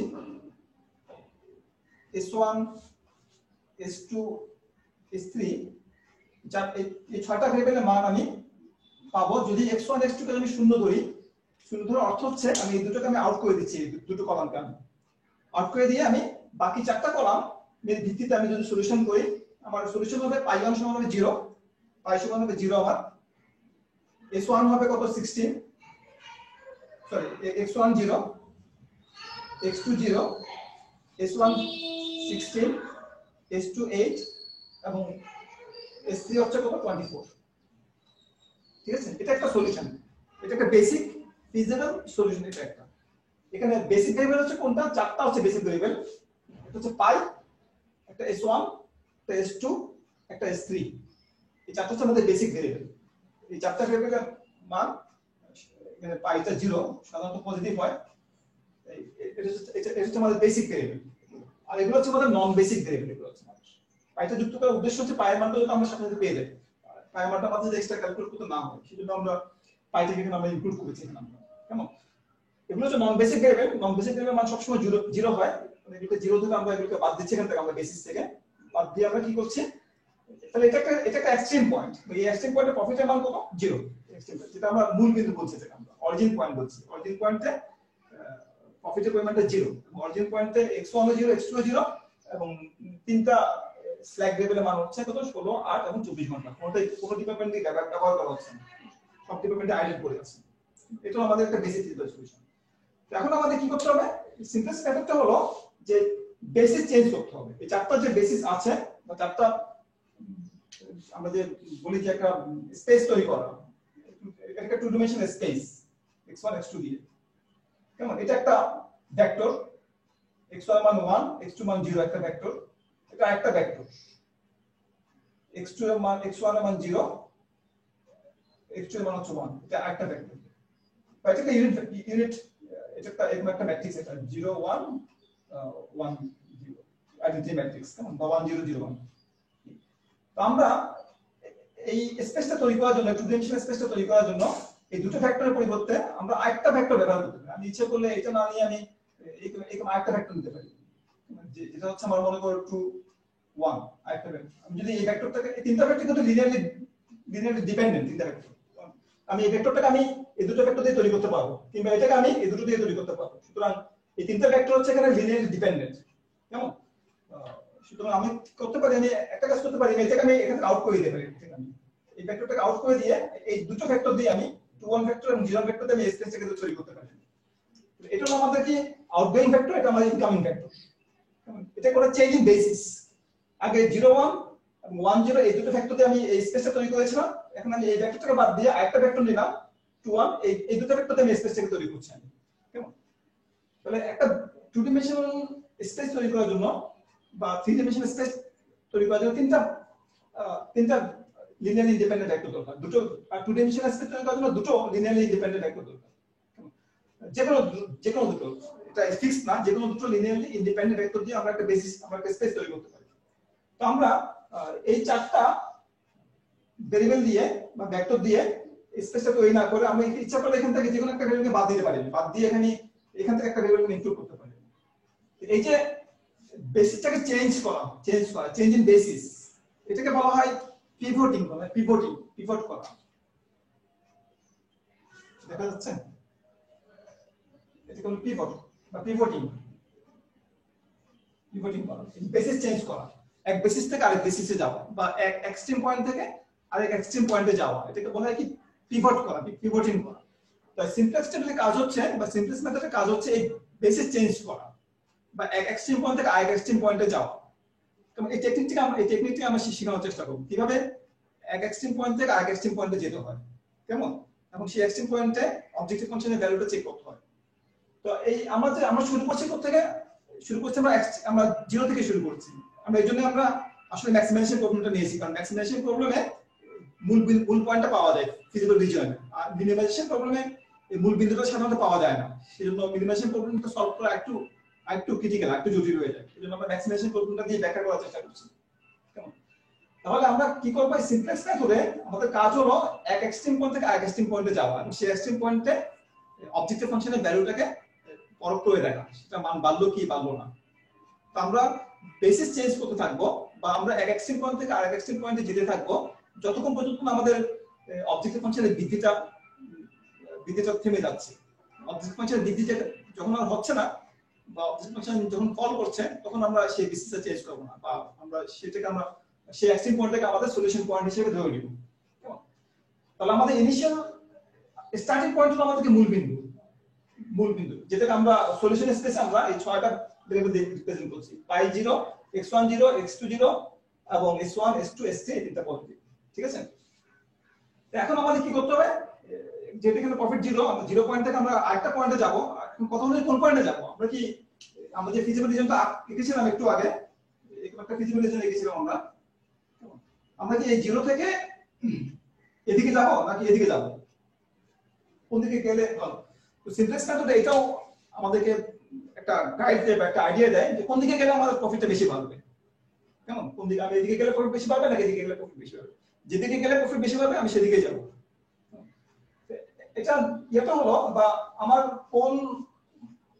আমার প্রথম যেটা আমার বের করতে হবে সেটা হচ্ছে কোন কলাম থেকে বা কোন ভেরিয়েবল থেকে আমি বেসিসের মধ্যে আনবো, কেমন, এবং কোন বেসিস থেকে আমি আউট করবো সেটা আমাকে বের করতে হবে। তাহলে আমরা সাধারণত এই যে প্রথম রো যেটা আছে, সেই রোতে সবচেয়ে বড় নেগেটিভ যে মানটা আছে 40, কেমন, এটাকে বলবো আমরা এই সবচেয়ে বড় এলিমেন্ট যেটা আছে নেগেটিভ এলিমেন্ট, সেইটা যে ভেরিয়েবলের সাথে সম্পর্ক দিল সেটা হচ্ছে আমাদের ইনকামিং বেসিস, এটা বলবো আমরা। এটা আমাদের বেসিসে আমরা এটাকে নিয়ে আসবো। এটা থেকে যদি আমরা আনতে পারি, আমরা এখান থেকে এখানে যাবো, প্রফিটের পয়েন্টটা বাড়বে আমাদের। কেমন, সর্বোচ্চ আমি যদি এখানে না যাই যদি এটাকে আনতাম, আমার প্রফিট বাড়তো কত, 30 টাকা বাড়তো। অর্থাৎ আমি 1 ইউনিট x1 উৎপাদন করলে আমার প্রফিট বাড়বে কত, 40 ইউনিটস। কিন্তু আমি 1 ইউনিট যদি x2 উৎপাদন করি, আমার প্রফিট পাই 30 ইউনিট। সুতরাং আমার জন্য বুদ্ধিমানের কাজ হলো আমি প্রথমে এদিকে যাওয়ার চেষ্টা করব। কেমন, সুতরাং এটাকে বলা হয় পিভট কলাম, যেটা বলা হয়। এটাকে আমি ইনকামিং বেসিস, এটাকে আমি বেসিসে নিয়ে আসবো। নিয়ে আসতে আমাকে কি করতে হবে, যেহেতু 5টা হয়ে যাচ্ছে, 5টা দিয়ে তো আর 4 ডিমেনশনাল স্পেস তৈরি করা যাবে না, আমাকে এখান থেকে একটা বাদ দিতে হবে। পাইটাকে আমি রাখবো s1, s2, s3 তিনটার মধ্যে থেকে যে কোনো একটাকে আমার বাদ দিতে হবে। কেমন, কোনটাকে বাদ দিব, যেটাকে এমন একটাকে বাদ দিতে হবে যেটা বাদ দেওয়ার পরে যে 4টা বাকি থাকবে, সেই 4টা যাতে আমার লিনিয়ারলি ইন্ডিপেন্ডেন্ট হয়। অর্থাৎ আমি এমন একটাকে বাদ দিলাম, বাদ দেওয়ার পরে বাকি যে 4টা থাকলো সেগুলো লিনিয়ার ডিপেন্ডেন্ট, সেক্ষেত্রে আমার সলিউশন পাওয়া যাবে না। সুতরাং আমাকে লক্ষ্য রাখতে হবে, প্রথমে আমি ঠিক করলাম যে কোনটাকে আমি আনবো বেসিসের মধ্যে, আমি কোনটাকে আনবো যেটা আমাকে হাইয়েস্ট প্রফিট দিচ্ছে, আমি যেটা হাইয়েস্ট নেগেটিভ মান সেটাকে আমি বেসিস আনবো। কেমন, আর 2 নম্বর প্রশ্ন হচ্ছে আমি কোনটাকে বাদ দিব। এখানে আমরা ইনকামিং যে ভেরিয়েবল সেটা হচ্ছে কোনটা, x1 হচ্ছে ইনকামিং ভেরিয়েবল, এটা আমার ইনকামিং ভেরিয়েবল। এখন আউটগোয়িং কোনটা হবে, আউটগোয়িংটা বের করার জন্য আমরা একটা টেকনিক অ্যাপ্লাই করি, সেটা হচ্ছে এই যে আমাদের যাতে যেটা আউটগোয়িং সেটা যাওয়ার পরে যাতে লিনিয়ারলি ডিপেন্ডেন্ট না হয় বাকি ভেরিয়েবল গুলো, এবং আমার প্রফিটটা যাতে বেশি পরিমাণে বাড়ে, যদি এদিকে যাই, সেটা ফুলফিল করার জন্য আমরা যে টেকনিকটা অ্যাপ্লাই করি সেটা হচ্ছে আমরা এই পিভট কলামের প্রত্যেকটা এলিমেন্টকে, এটা বাদ দিয়ে 1, 0 এখানে যে এলিমেন্ট গুলো আছে প্রত্যেকটা এলিমেন্টকে আমরা এই এলিমেন্টগুলোকে ভাগ করি। আমরা 16কে আমি 1 দিয়ে ভাগ করব, শূন্যগুলোকে আমার দরকার নাই, শূন্যগুলো আমি এক্সক্লুড করতে পারি, ভাগ করলে অসুবিধা নেই। আর শূন্য দিয়ে ভাগ করলে ইনফিনিটি হবে, আর 24 কে আমরা 1 দিয়ে ভাগ করব। আমি এটা যদি সি বলি, এটা যদি আমি সি বলি, তাহলে আমার পিভট রোটা সিলেক্ট করার জন্য আমাকে যে কাজটা করতে হবে সেটা হলো যে আমাকে মিনিমাম অফ, আমি এই সি আই, সি সি প্রত্যেকটা এলিমেন্টকে আমি এই এক্স যেটাকে আমি ইনক্লুড করছি বেসিসের মধ্যে সেটা দিয়ে ভাগ করব আমি। এখানে আই ইকুয়াল হচ্ছে আমার আই মানে প্রথম রোটাকে বাদ দিয়ে 2 থেকে 2 3 4 তিনটা। অর্থাৎ আমি যদি এরকম এরকম সংকেতের মাধ্যমে না লিখি, একটি লেভেলটি লিখি, তাহলে বুঝতে সুবিধা হবে। আমাকে যেটা করতে হবে সেটা হলো মিনিমাম অফ, দেখো 16 বাই 1, আর এটা জিরোটাকে বাদ দেওয়া যায়, কারণ কারণ এটা অটোমেটিক্যালি ইনফিনিটি হয়ে যায়, এটাকে জিরো দিয়ে ভাগ করলে ইনফিনিটি হয়ে যায়, আমরা জিরোটাকে বাদ দিই না। আর একটা হচ্ছে 24 বাই 1, এই দুটোকে আমি কম্পেয়ার করব, কম্পেয়ার করলে দেখবো যে এটা হচ্ছে মিনিমাম, তাই না? 16 হচ্ছে মিনিমাম, 16টা কোথায় আছে, এটা আমার মিনিমাম। এই তিনটা রো আমি কম্পেয়ার যদি করি, r0 বাদ দিয়ে r1 r2 r3 কে কম্পেয়ার করি, আমি যদি c কে যদি ভাগ করি এই এলিমেন্ট x1 এর এলিমেন্টগুলো দিয়ে, তাহলে দেখা যাবে এটা মানটা সবচেয়ে কম।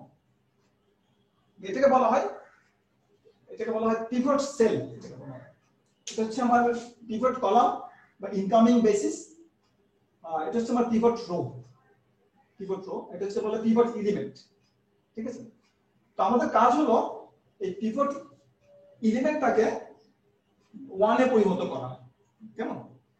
এবং পিভট এলিমেন্টটা যেখানে অবস্থান করছে, আমার যে এক্সিস্টিং যে বেসিস গুলো আছে আমার, সেখানে দেখো আমার বেসিস গুলো প্রত্যেকটা ইউনিট বেসিস, কিন্তু 1 0 0 0 1 0 0 0 0 1 0 0 0 0 1। তো আমরা যেখানে আমার পিভট এলিমেন্টটা পড়বে, কেমন, সেই পিভট এলিমেন্টের যেখানে 1 আছে যে বেসিসে, দেখো 1 কিন্তু এক জায়গায় আছে, এখানে আছে, অন্য কোথাও কিন্তু 1 পাবে না। যেখানে 1 আছে সেটাকে আমরা বলবো আউটগোয়িং ভেরিয়েবল। এটা এখান থেকে চলে যাবে, আমার বেসিস থেকে আমরা এটাকে আউট করে দিব। আউট করে দিলে আমার যে বাকি চারটা যে বেসিস থাকবে, সে বাকি চারটা বেসিস তখন অটোমেটিক্যালি লিনিয়ারলি ইন্ডিপেন্ডেন্ট হবে, কারণ এটা একটা ইউনিট ম্যাট্রিক্স বা একটা আইডেন্টিটি ম্যাট্রিক্স গঠন করবে। পাই x1 আমরা এটাকে আইডেন্টিটি ম্যাট্রিক্স করে ফেলবো, এটাকে 1 করে রো অপারেশন করে, বিভিন্ন ধরনের রো অপারেশন করে আমরা এটাকে 1 এটাকে 0 করব, এটাকে 1 করব, এটা 1 আছে আর 1 করার দরকার নাই, এটাকে 0 করব, এটাকে 0 করব রো অপারেশনের মাধ্যমে, ম্যাট্রিক্স রো অপারেশনের মাধ্যমে এগুলোকে করা যায়, 0 করা যায়, সেটা আমরা দেখাবো কিভাবে করতে হয়। তাহলে আমরা প্রথম যে জিনিসটা জানলাম সেটা হলো যে আমরা একটা ইনকামিং ভেরিয়েবল বেসিসের মধ্যে আনতে হবে, সেটা কোনটা, যেটা হাইয়েস্ট নেগেটিভ, একটা outgoing variable from the basis which is determined by determining the pivot element. আমার পিভট এলিমেন্ট কিভাবে করতে হয়, যে কনস্ট্যান্ট গুলোকে আমাকে ভাগ করতে হয়, এই পিভট কলামের এলিমেন্ট গুলো দিয়ে ভাগ করতে হয়, যে মানটা মিনিমাম হয় সেটাকে আমরা বলি কি পিভট এলিমেন্ট। সেটাকে বলি আমরা পিভট এলিমেন্টটাকে আমরা 1 এ পরিণত করি। 1 এ পরিণত করা খুব ইজি। আমরা যদি এটাকে যদি আমরা ভাগ করি, আমি যদি এটাকে আমি এই r1 রোটাকে যদি আমি 1 দিয়ে, এখানে 5 থাকলে যদি 5 1 থাকলে 1 এলিমেন্টটা যদি ভাগ করে এটা দিয়ে যদি ভাগ করলে এটা অটোমেটিক্যালি 1 হয়ে যাবে। আর এখন আমার কাজ হলো কি, এগুলোকে আমার 1 এ পরিণত, এটাকে 0 তে পরিণত করা, অর্থাৎ এটা বাদ দিয়ে বাকিগুলোকে 0 তে পরিণত করা। যদি আমরা 0 তে পরিণত করি, করার পরে যে টেবিলটা পাওয়া যাবে সেই টেবিলটাকে বলা হবে কি সিমপ্লেক্স টেবিল 2। কেমন? সিমপ্লেক্স টেবিল 2টা আমাকে সেকেন্ড এক্সট্রিম পয়েন্টে নিয়ে যাবে বা সেকেন্ড বেসিক ফিজিক্যাল সলিউশনে নিয়ে যাবে। সেখান থেকে আমরা অপশন ভ্যালু কত সেটা আমরা জানতে পারবো। তো আমরা এখন সেকেন্ড যে এটা তোমাদের কাছে থাকবে, আমি যদি এই কাজটা করি যে এটাকে 1 করে বাকিগুলোকে আমি এগুলোকে আমরা 0 করার চেষ্টা করতে দিলাম।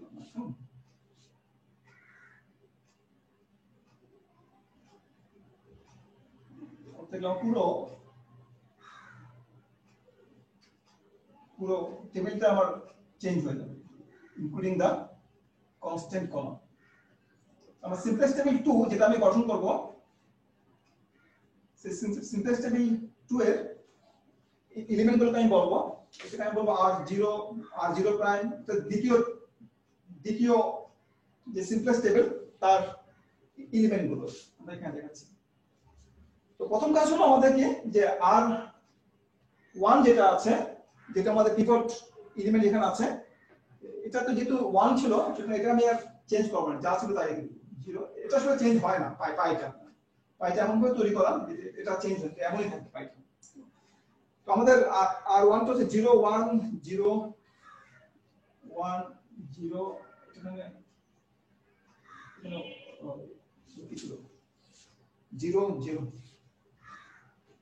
0 1 0 1 0 0 16, এটা আমার প্রথম বা পিভট, এটা আমার পিভট রো। কেমন পিভট রোটা আমি লিখে ফেললাম 0 1 0 1 0 0 16 6 7। আচ্ছা, এটা গেল আমাদের। আর আরেকটা বলেছি যে আমরা যেখানে 0 থাকে যে এলিমেন্ট গুলো, সেটাকে চেঞ্জ করার প্রয়োজন পড়ে না, আমাদের 0 ছিল, সুতরাং এই রোটাকেও r2 টাকেও আমার পরিবর্তন করার প্রয়োজন নাই, যা ছিল r2 সেটা আমার এখানে বসে যাবে r2 তে। এবং সেটা হলো আমার 0 0 1 0 0 1 r2 0 1 0 8, এটা আমার r2। সুতরাং আমার এই দুটো রো আমার ইনট্যাক্ট থেকে গেল। r1 বা প্রথম সিমপ্লেক্স টেবিলে যে দুটো রো ছিল আমি এরকম ইনট্যাক্ট রাখলাম এখানে। কিন্তু আমার পরে কাজ হলো কি যে আমার প্রথমটাকে আমার 0 করতে হবে, এখানে আমার -40 ছিল, তাই না? তো এটাকে 0 করতে হলে আমার কি করতে হবে? আমাকে এই r0 এর সাথে আমাকে কি গুণ করতে হবে? r1 এর আমি এই রো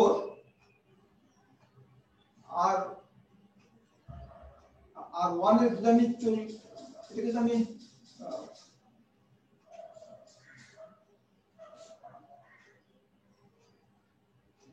জায়গা নেই এখানে, আমি যদি এটাকে যদি আমি 40 দিয়ে গুণ করি, কেমন এই রোটাকে 40 দিয়ে গুণ করে r0 এর সাথে যোগ করে দেই, অর্থাৎ r1 মানে আমাদের পিভট রো, এটাকে 40 দিয়ে গুণ করে আমি যদি r0 এর সাথে যোগ করে দিই তাহলে কিন্তু এটা 0 হয়ে যাবে, তাই না? এটাকে যদি আমি 40 দিয়ে গুণ করি, 40 দিয়ে গুণ করলে এটা 40 * 0 0, এটা 40 প্লাস 40 সাথে মাইনাস করে যোগ করলে 0 হয়ে যাবে। তো আমরা যদি এই পিভট রো কে 40 দিয়ে গুণ করে, এটাকে বলা হয় রো অপারেশন ইন ম্যাট্রিক্সের মধ্যে যে কোনো রো কে যে কোনো কনস্ট্যান্ট দিয়ে গুণ করে অন্য রোর সাথে যোগ করলে এই ম্যাট্রিক্সের ভ্যালু কোনো চেঞ্জ হয় না। আমরা যদি এই কাজটা যদি করি, আমরা যে পিভট রো কে 40 দিয়ে গুণ করে প্রথম টেবিলের সাথে যোগ করি আমরা, তাহলে আমরা যে কলামটা পাবো সেটা হচ্ছে এটা -30 থাকবে, এটা 40 দিয়ে গুণ করে যোগ করলে -30 থাকবে, এটা কেমন s1 হয়ে যাবে 40, এটাকে 40 দিয়ে গুণ করে 0 এর সাথে যোগ করলে 40 হয়ে যাবে, আর এটা 0 থাকবে, এটা 0 থাকবে, এটাকে 40 দিয়ে গুণ করলে 0 এর সাথে যোগ করলে 640 হয়ে যাবে, ঠিক আছে? তাহলে আমার এটাকে 0 করা হয়ে গেল। এই পিভট কলামে যেটা তো 1 আছে, 1 করতে হয় না আমি কষ্ট করে, এটা 0 করলাম, এটা 0 আছে অলরেডি, আমি এটাকে চেঞ্জ করলাম না, এটাকে আমাকে 0 করতে হবে। এখানে আমার 1 ছিল আগের পিভট টেবিলে, এই 1টাকে 0 করার জন্য আমি একই টেকনিক অ্যাপ্লাই করব। এটাকে 1টাকে 0 করার জন্য আমাকে কি করতে হবে যে আমার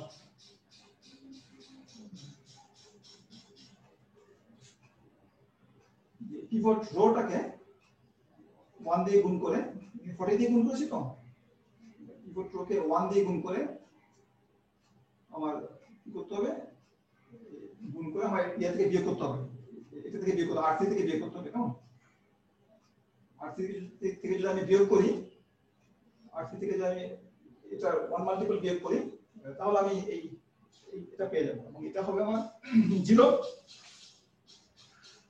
এটাকে 1 দিয়ে গুণ করে বিয়োগ করলে 0 হবে, এটা 0 - 0 = 0, এটা 0 হয়ে গেল। আমার অবজেক্টিভ ছিল কি 0 করা, আমি 0 করে ফেললাম এবং এটা হয়ে যাবে, এটা ট্রু হবে।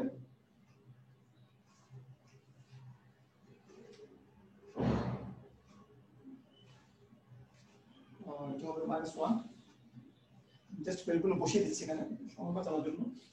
এটা 0 হবে, এটা 1 হবে, আর এটা হবে 8। এটা হলো বাস দ্বিতীয় সিমপ্লেক্স টেবিল বা দ্বিতীয় এক্সট্রিম পয়েন্ট, দ্বিতীয় বেসিক ফিজিবল সলিউশন। এবং এই সলিউশনে দেখো এখানে আমরা যেগুলো বেসিসের মধ্যে আছে, পাই x1 বেসিসের মধ্যে আছে, x2 আছে, s1 নাই, কেমন, এগুলো নন বেসিক। ফলে আমাদের পাই এর মানটা হলো কত, 640। এটা আমাদের দ্বিতীয় সলিউশন। 640 x1 টা বেসিসের মধ্যে আসছে, এটা ভ্যালু হলো কত, 16। x2 টা বেসিসের মধ্যে নাই, এটা 0। s1 এর বেসিস থেকে আমরা বের করে দিয়েছি 0।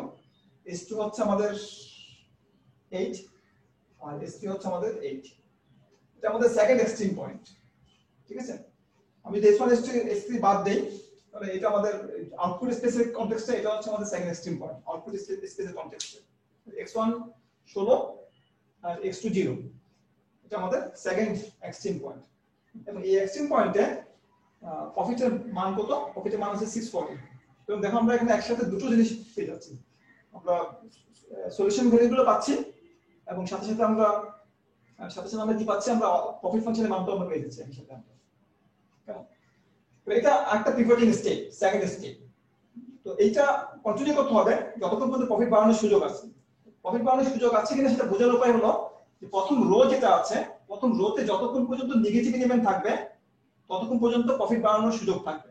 যেহেতু এখানে নেগেটিভ এলিমেন্ট আছে একটা, তার মানে আমরা যদি এটাকে আউট করতে পারি, তারপরে স্টেপে যে আমরা যদি নেক্সট স্টেপে যে বা থার্ড টেবিলে যে আমরা যদি x কে যদি আমরা আউট করতে পারি এখান থেকে বেসিস লেভেল থেকে, এবং আরটাকে নিয়ে আসতে পারি,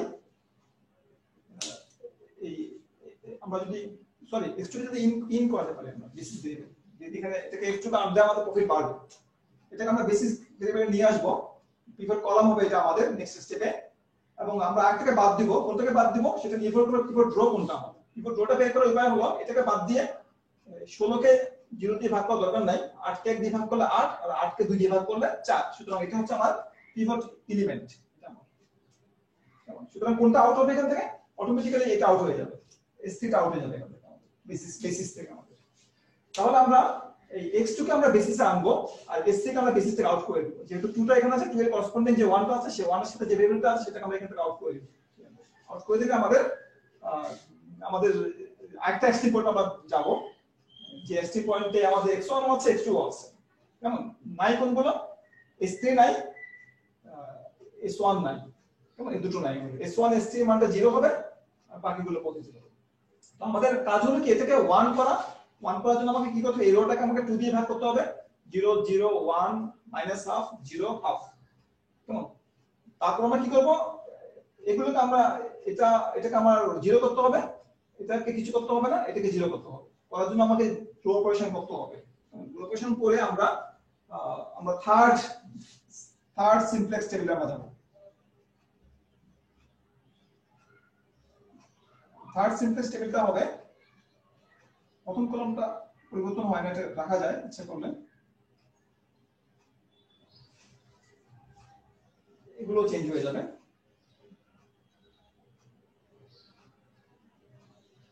সলিউশনটাও চেঞ্জ হবে।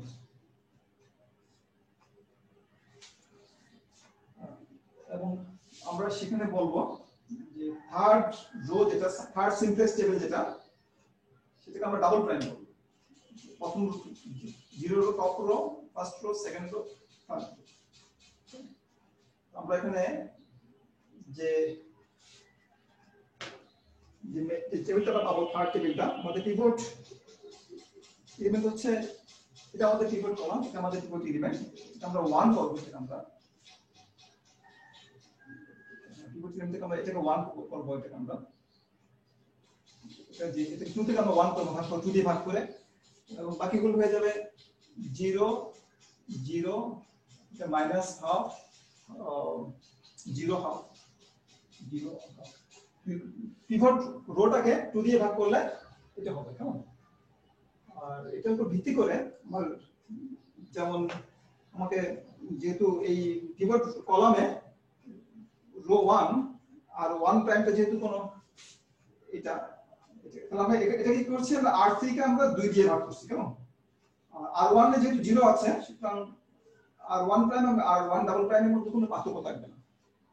r1 প্রাইমটা হচ্ছে আমাদের 0 1 0 0 1 0 1 0 0 1 0 0,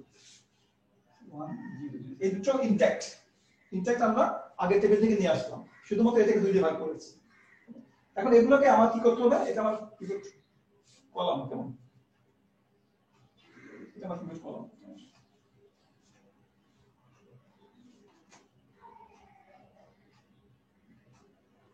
এটা আমি ইনট্যাক্ট নিয়ে এসেছি। বাকিগুলো তো আমাকে কি করতে হবে, এটাকে আমরা ট্রান্সফর্ম করতে হবে। এটাকে আমরা ট্রান্সফর্ম করব যে r2 কে আগের টেবিলের r1 থেকে বিয়োগ করব।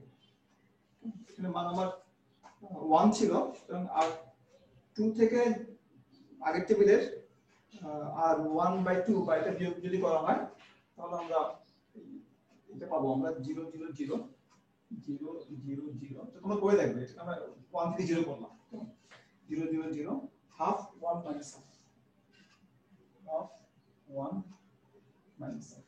এটাকে আমরা কনভার্ট করলাম, আর এটাকে কনভার্ট করতে হবে। এটাকে করার জন্য আমাকে কি করতে হবে, r0 সাথে r0/2 টাইমস 30 করতে হবে।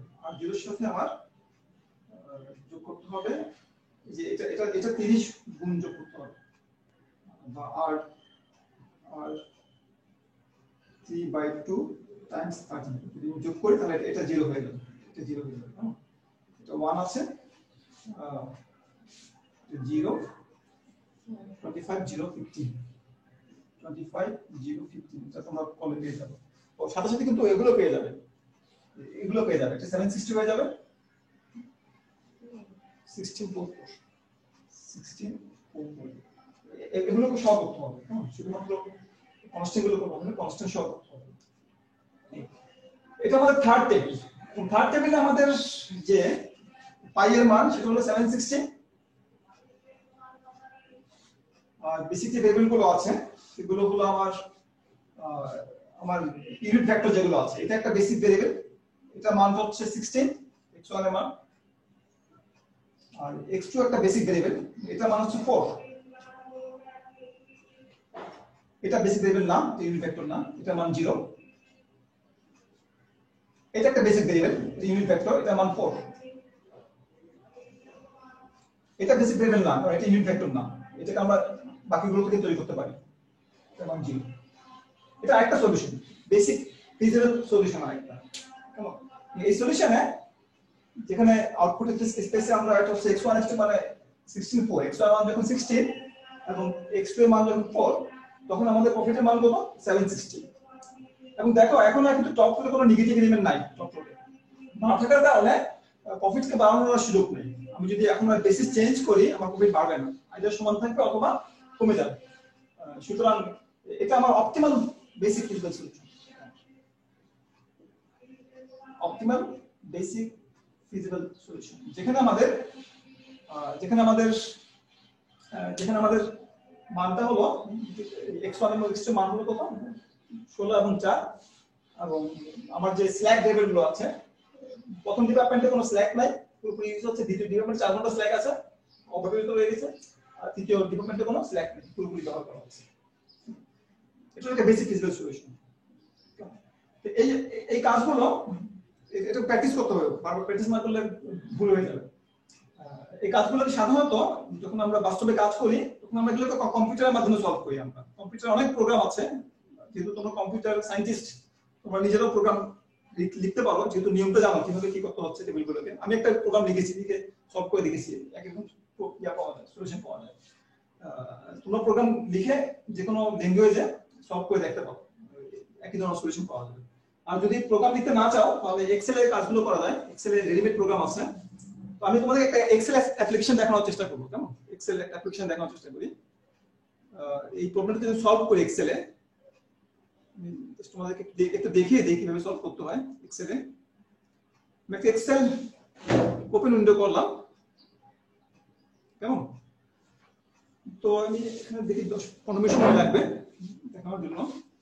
আমি প্রথমে প্রবলেমটাকে সেট আপ করি, প্রবলেমটাকে যে আমার এখানে হলো ফর এক্সাম্পল আমি এখানে দিচ্ছি আমি আমার অবজেক্টিভ ফাংশনের কনস্ট্যান্ট গুলো 0. আমি এখানে যদি 40 আর 30 কেমন? আমার 40 30 এই দুটো হলো আমার, একটা বক্স দিয়ে দিই তাহলে বুঝতে সুবিধা হবে।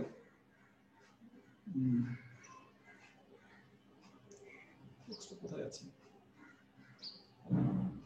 বক্স দিয়ে দিই, এটা হলো আমার, এটা নাম দিয়ে আমি সি টি, মানে সি মানে হচ্ছে আমার অবজেক্টিভ ফাংশনের কোএফিসিয়েন্ট গুলো c1 x1 + c2 x2 সেই হিসেবে চিন্তা করছি আমি এটাকে, আমি কেমন? এটা আমার নাম দিয়েছি আমি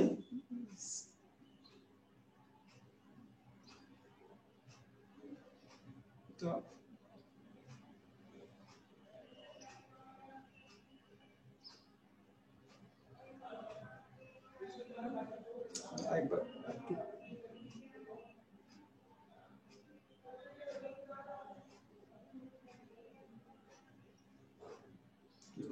ঠিক আছে, এটা গেল। এটার একটা নাম দিই, এটার নাম দিচ্ছি আমরা সিটি নাম দেবো এটা আমরা। আর এটা হচ্ছে কোএফিসিয়েন্ট গুলো, অবজেক্টিভ ফাংশনের কোএফিসিয়েন্ট গুলো। আর এখানে আমরা অবজেক্টিভ ফাংশনের ভ্যালুটা দিচ্ছি, এখানে আমরা বসাবো ভ্যালুটা আমরা। আচ্ছা, আমরা এখানে কনস্ট্যান্ট গুলো লিখি। এখানে কনস্ট্যান্ট গুলো হচ্ছে আমাদের x1 এর কনস্ট্যান্ট হচ্ছে 1, আমাদের a ম্যাট্রিক্স, এটা আমাদের কনস্ট্যান্ট ম্যাট্রিক্স। x2 এর কনস্ট্যান্ট 0, এটা ফার্স্ট কনস্ট্যান্ট। আমাদের সেকেন্ড কনস্ট্যান্ট হলো আমাদের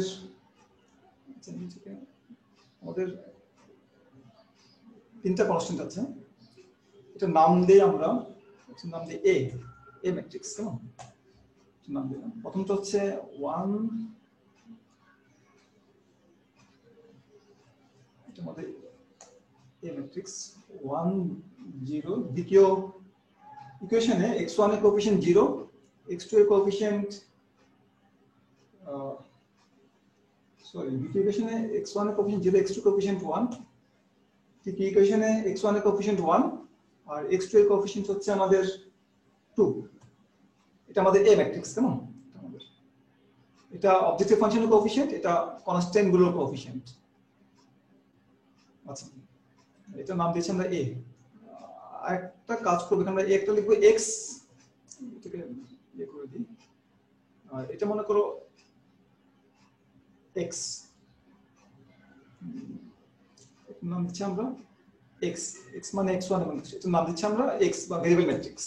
এখানে আমরা কিন্তু স্ল্যাগ ভ্যালুগুলো আনছি না, স্ল্যাগ গুলো ছাড়াই করছি কাজ, শুধুমাত্র x1 x2 দিয়ে কাজগুলো করছি। এটা নাম দিচ্ছি x এর ইনিশিয়াল ভ্যালু আমরা এখানে দিয়ে দিব 0, সরি x এর ইনিশিয়াল ভ্যালু হচ্ছে আমাদের 0, আরেকটাও 0, কেমন? দুটো আমরা 0 করলাম। এটা হচ্ছে x এর ইনিশিয়াল ভ্যালু, এটা হচ্ছে x ভেক্টর বা ভেরিয়েবল ভেক্টর x1 x2। আমরা অরিজিন পয়েন্টে আছি বোঝানোর জন্য এটা আমরা। তো আমরা এখানে আরেকটা বক্স দিয়ে দিলে বুঝতে সুবিধা হবে, বক্স দিয়ে দিই, এটা বক্স দিয়ে দিই আমরা, এটা হচ্ছে এ ম্যাট্রিক্স, বক্স দিয়ে দিই।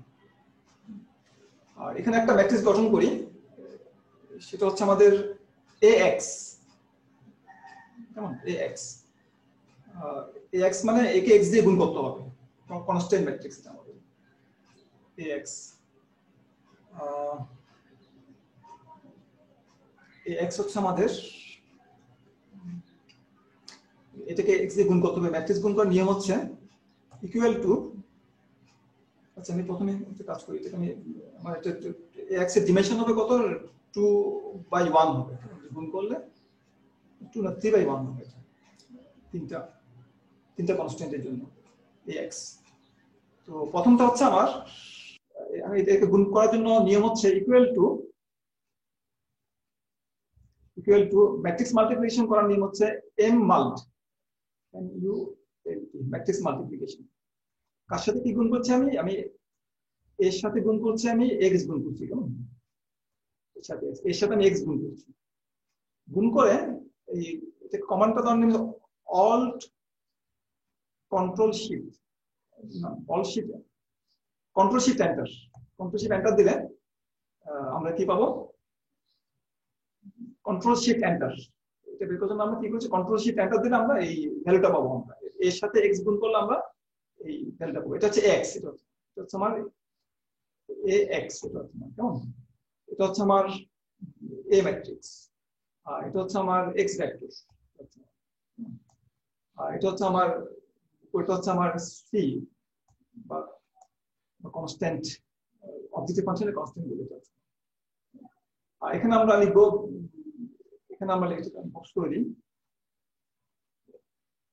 এখানে আমরা গ্রেটার দ্যান ইকুয়াল টু বা লেস দ্যান ইকুয়াল টু আমরা যে আমাদের কনস্ট্যান্টের মানগুলো আছে সেটাকে আমরা যদি বি বলি, সেটাকে যদি আমরা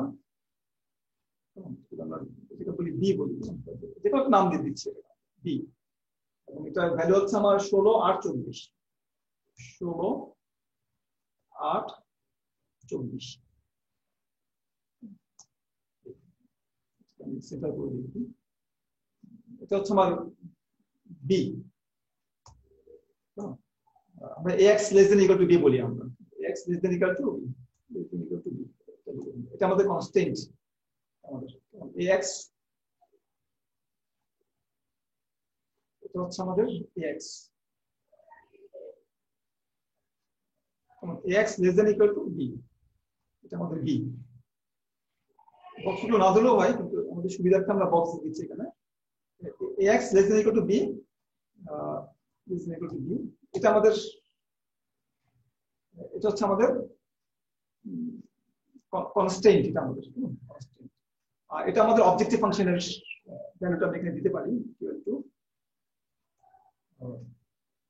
এটাকে আমরা নাম দিব অবজেক্টিভ ফাংশন থেকে হচ্ছে আমাদের c কে বা c কে, এটাকে আমরা সিটি বলছি, এটাকে আমরা c কে আমাদের, এটাকে আমরা বলবো বক্স দিয়ে দিই, আমরা এটাকে নাম দিই, নাম দিচ্ছি আমরা সিটি কে আমরা, এই সিটি কে আমরা গুণ করছি কি দিয়ে, সিটি কে আমরা গুণ করছি x দিয়ে গুণ করছি, x দিয়ে গুণ করলে আমরা সিটি এক্স বলছি, নাম দিলাম সিটি এক্স, কেমন নাম দিলাম সিটি এক্স। হবে আমাদের সিটি এক্স সমান হচ্ছে ইকুয়াল টু ম্যাট্রিক্স মাল্টিপ্লিকেশন করছি আমরা m মাল্ট, ম্যাট্রিক্স মাল্টিপ্লিকেশন কার সাথে কি গুণ করছি, আমরা সিটি এর সাথে গুণ করছি, x গুণ করছি আমরা, কেমন এই যে সিটি এর সাথে আমরা x গুণ, সিটি এর সাথে আমরা x গুণ করছি, আমরা গুণ করলে আমরা, এবং এখানে এন্টার দিলে হবে না, কন্ট্রোল শিফট এন্টার দিলে রেজাল্টটা পাওয়া যাবে, সেটা হচ্ছে 0। ঠিক আছে, আমরা তাহলে আমরা প্রবলেমটা সেটআপ করে ফেললাম। এখন আমরা এটাকে সলভ করব। সলভ করলে এটাকে বলা হয়, আমরা এই ভেরিয়েবল x এর মানটা, আমরা এখন তো আমরা ইনিশিয়াল পয়েন্ট আছে, তাই না, আমরা 0 পয়েন্টে আছে, অরিজিন পয়েন্টে আছে, এই বেসিসটা চেঞ্জ হবে, 0 থেকে একটা পয়েন্টে যাবে, একটা পয়েন্ট থেকে একটা পয়েন্টে যাবে। তো এই কাজটা এক্সেল করবে, করার জন্য আমাদেরকে ডেটাতে যেতে হবে। তো প্রথমে ইনস্টল করা থাকে না, এখান থেকে সলভার নামে ডান দিকে একটা অপশন আছে ডেটার ভিতরে, সলভারটা ক্লিক করতে হবে। সলভারটা ক্লিক করলে এখানে আমাদের ইনপুটগুলো দিতে হয়, যে set the objective function, objective ফাংশনের ভ্যালুটা আমরা, এটা একটা ম্যাক্সিমাইজেশন প্রবলেম, একটা ভ্যালুটা হচ্ছে আমাদের, আমরা এখান থেকে আইডেন্টিফাই করে দিব, ক্লিক করে এটা আমাদের অবজেক্টিভ ফাংশনের ভ্যালু। ঠিক আছে, অবজেক্টিভ ফাংশন, এটাকে বড় করি আবার, আমরা অবজেক্টিভ ফাংশনটা গেল এখানে, অবজেক্টিভ ফাংশন। আর চেঞ্জিং ভ্যালুস মানে এক্স এর মানগুলো 0 থেকে চেঞ্জ হবে, যে এক এক্সট্রিম পয়েন্ট থেকে আরেক এক্সট্রিম পয়েন্টে যাবে। আমার ইনিশিয়াল এক্সট্রিম পয়েন্টটা দেওয়া আছে, এটা দেওয়া আছে, এটা চেঞ্জ হবে, কেমন? এটা আমি ওভাবে বলে দিই, আমি জানি এটা কত। আমি এখানে আমি ইচ্ছা করে এখানে এটা নাম দিয়ে আমি নামও দিয়ে দিতে পারি, নাম দিলেও হবে। আমি এটা নাম জানি কত, এটা হচ্ছে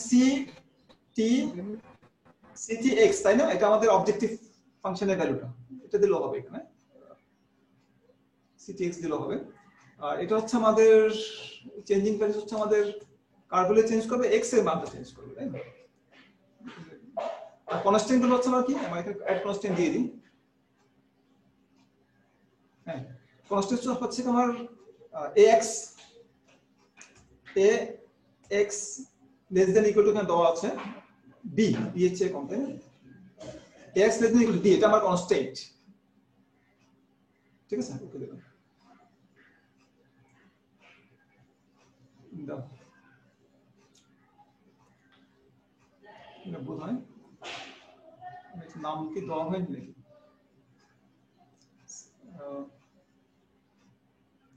আচ্ছা, অ্যাড দিলাম এটাকে, আমার এটা মনে হয় কি এক্স নাম দেওয়া হয়নি। আচ্ছা, এটা ক্যান্সেল দিয়ে দিই, এটা মনে হয় নাম দেওয়া হয়নি এটা।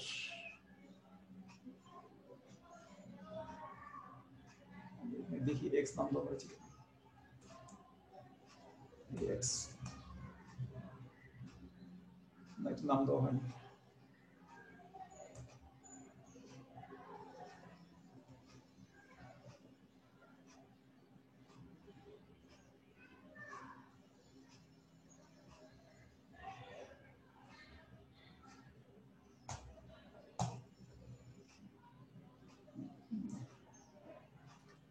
নামটা ডিলিট করে দেবো,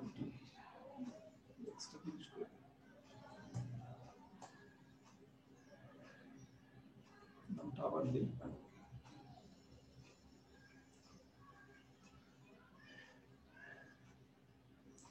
নামটা ডিলিট হয়নি,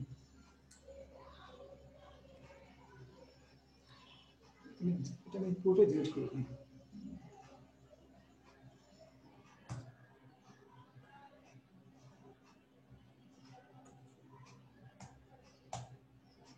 নামটা ডিলিট হয়নি, ডিলিট করে দিও।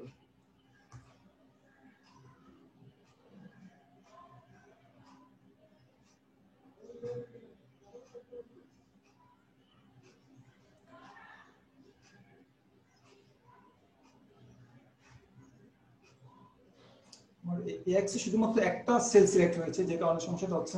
আমি এটাকে ভিন্ন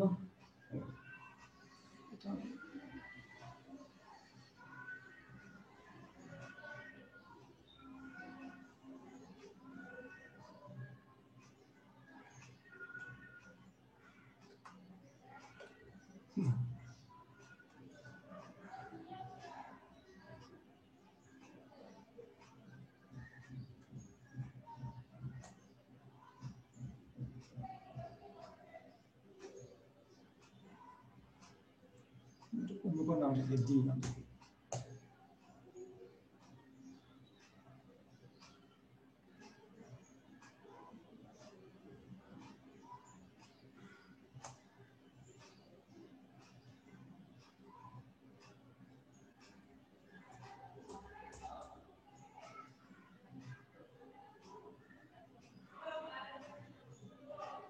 তো আনডু দিয়ে দিয়ে যাই, শেষ পর্যন্ত।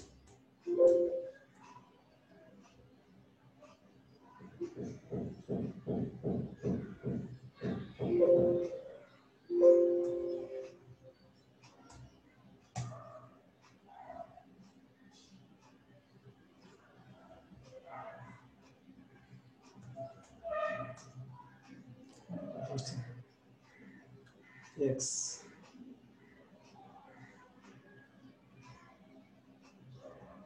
XB, ঠিক আছে, CTX,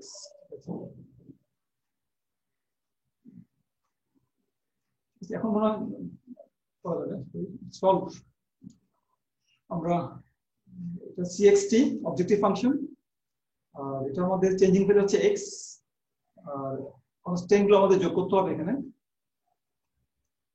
কনস্ট্যান্ট হচ্ছে আমাদের ax less than equal to b এর এরকম হলো দেখি না আমরা এন্টি বলছি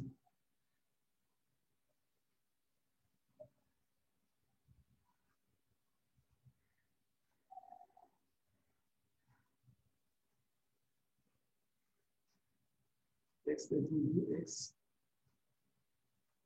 আমাদের সলভারটা সিলেক্ট করে সিমপ্লেক্স মেথডটা সিলেক্ট করে দিতে হবে এখানে অপটিমাইজেশন প্রসেসে সলভ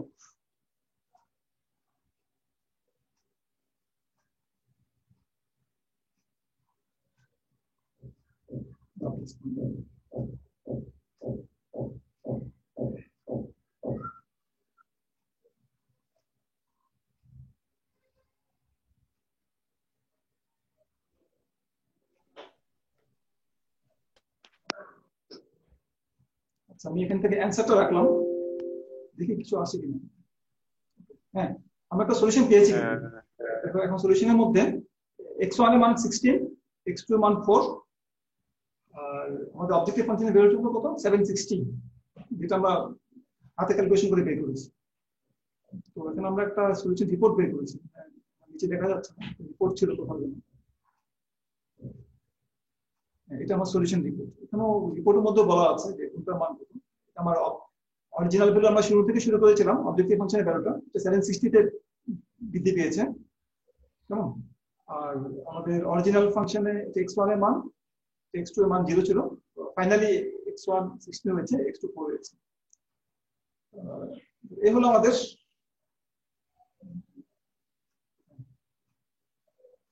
এটা হলো আমাদের সলিউশন করার উপায় তবে এখানে আমরা যদি রেগুলেশনটা বাড়াই অনেক বেশি করি এবং কনস্ট্যান্টের সংখ্যা যদি অনেক বেশি করি একই নিয়মে আমরা এইভাবে সলভ করতে পারি এক্সেল এর মাধ্যমে কেমন অথবা নিজে প্রোগ্রাম তৈরি করে বা অনেক রেডিমেড প্রোগ্রাম পাওয়া যায় সেই প্রোগ্রামগুলো ব্যবহার করে আমরা সলভ করতে পারি এক্সেলের সুবিধা হলো এখানে শুধুমাত্র লিনিয়ার প্রোগ্রামিং না আমরা নন লিনিয়ার প্রোগ্রামিং সমস্যাগুলোকে আমরা সলভ করতে পারি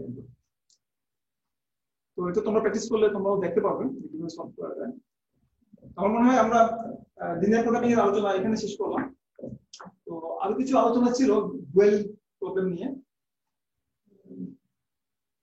আমরা ওখানে আগামী ক্লাসে কিছুটা আলোচনা করবো আমরা ডুয়েল প্রবলেম নিয়ে আজকের সময় নাই তো আমরা এটা এখানে রাখলাম কারো কোনো প্রশ্ন থাকলে করতে পারো এটা একটু টেক্সটটা একটু ভালো করে পড়বে না পড়লে বুঝতে পারবে না আর আমরা এখানে আরো কিছু আলোচনা বাকি আছে যেটা আমরা আগামী ক্লাসে শেষ করবো কিছু আলোচনা শেষ করার পরে আমরা প্ল্যানিং নিয়ে কিছু আলোচনা করবো প্ল্যানিং এর ক্ষেত্রেও এই লিনিয়ার প্রোগ্রামিং প্রচুর ব্যবহার করা হয় এটা ইনপুট আউটপুটের সাথে অনেকটা মিল আছে ইনপুট আউটপুট মডেলের সাথে তো আমরা কিছু আলোচনা করবো প্ল্যানিং নিয়ে আলোচনা করবো এবং লিনিয়ার প্রোগ্রামিং এর বাকি অংশটুকু